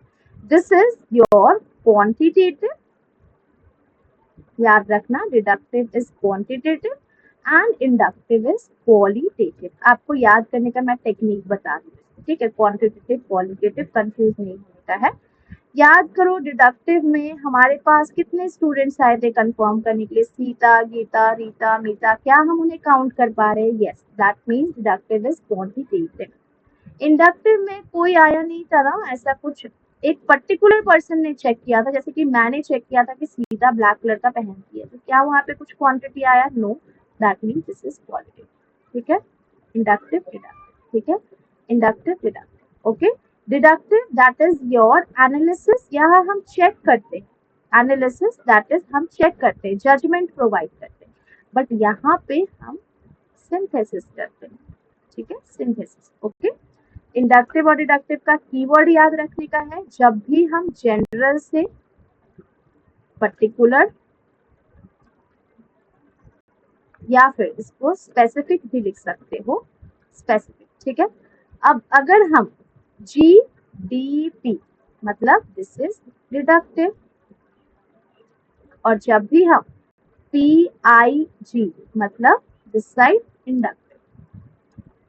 ठीक है, समझ में आ गया इंडक्टिव डिडक्टिव। ओके, डिडक्टिव और इंडक्टिव में एक ये भी लिख लो कि डिडक्टिव जो होता है ये आपका टॉप डाउन अप्रोच को फॉलो करता है, टॉप डाउन अप्रोच को फॉलो करता है, बट जहां तक कि इंडक्टिव की बात करूं ये बॉटम अप अप्रोच को फॉलो करता है, बॉटम अप अप्रोच को फॉलो करता है। ठीक है, डिडक्टिव में जैसे कि मैंने आपको बताया था ट्रू होगा, बट इंडक्टिव ये आपका ट्रू भी हो सकता है, फॉल्स भी हो सकता है, डिपेंड करता है सिनेरियो पे। ठीक है, अब ये इंडक्टिव डिडक्टिव हो गया है। चलो अब मैं बाकी के सेशन आपको नेक्स्ट क्लास में बता दूंगी। आई होप आपको ये सेशन अच्छा लगा हो एंड आपने सेशन को एंजॉय किया हो। आपको ये वाली PDF मैं टेलीग्राम पे प्रोवाइड कर दूंगी, आपको नोट्स वगैरह अगर बनाना होगा तो आप बना सकते हो। और thank you so very much for joining this session everyone. मिलते हैं नेक्स्ट क्लास में रिसर्च की आगे पढ़ाई करने। ठीक है, थैंक यू एवरीवन। आप टेलीग्राम को ज्वाइन कर लो, डिटेल क्लास के लिए मेरे प्लेलिस्ट को चेक कर लो एंड प्लेलिस्ट से डिटेल क्लास करके फिर ये क्लास करो, ज़्यादा समझ में आएगा। ठीक है, चलो thank you so much, bye bye.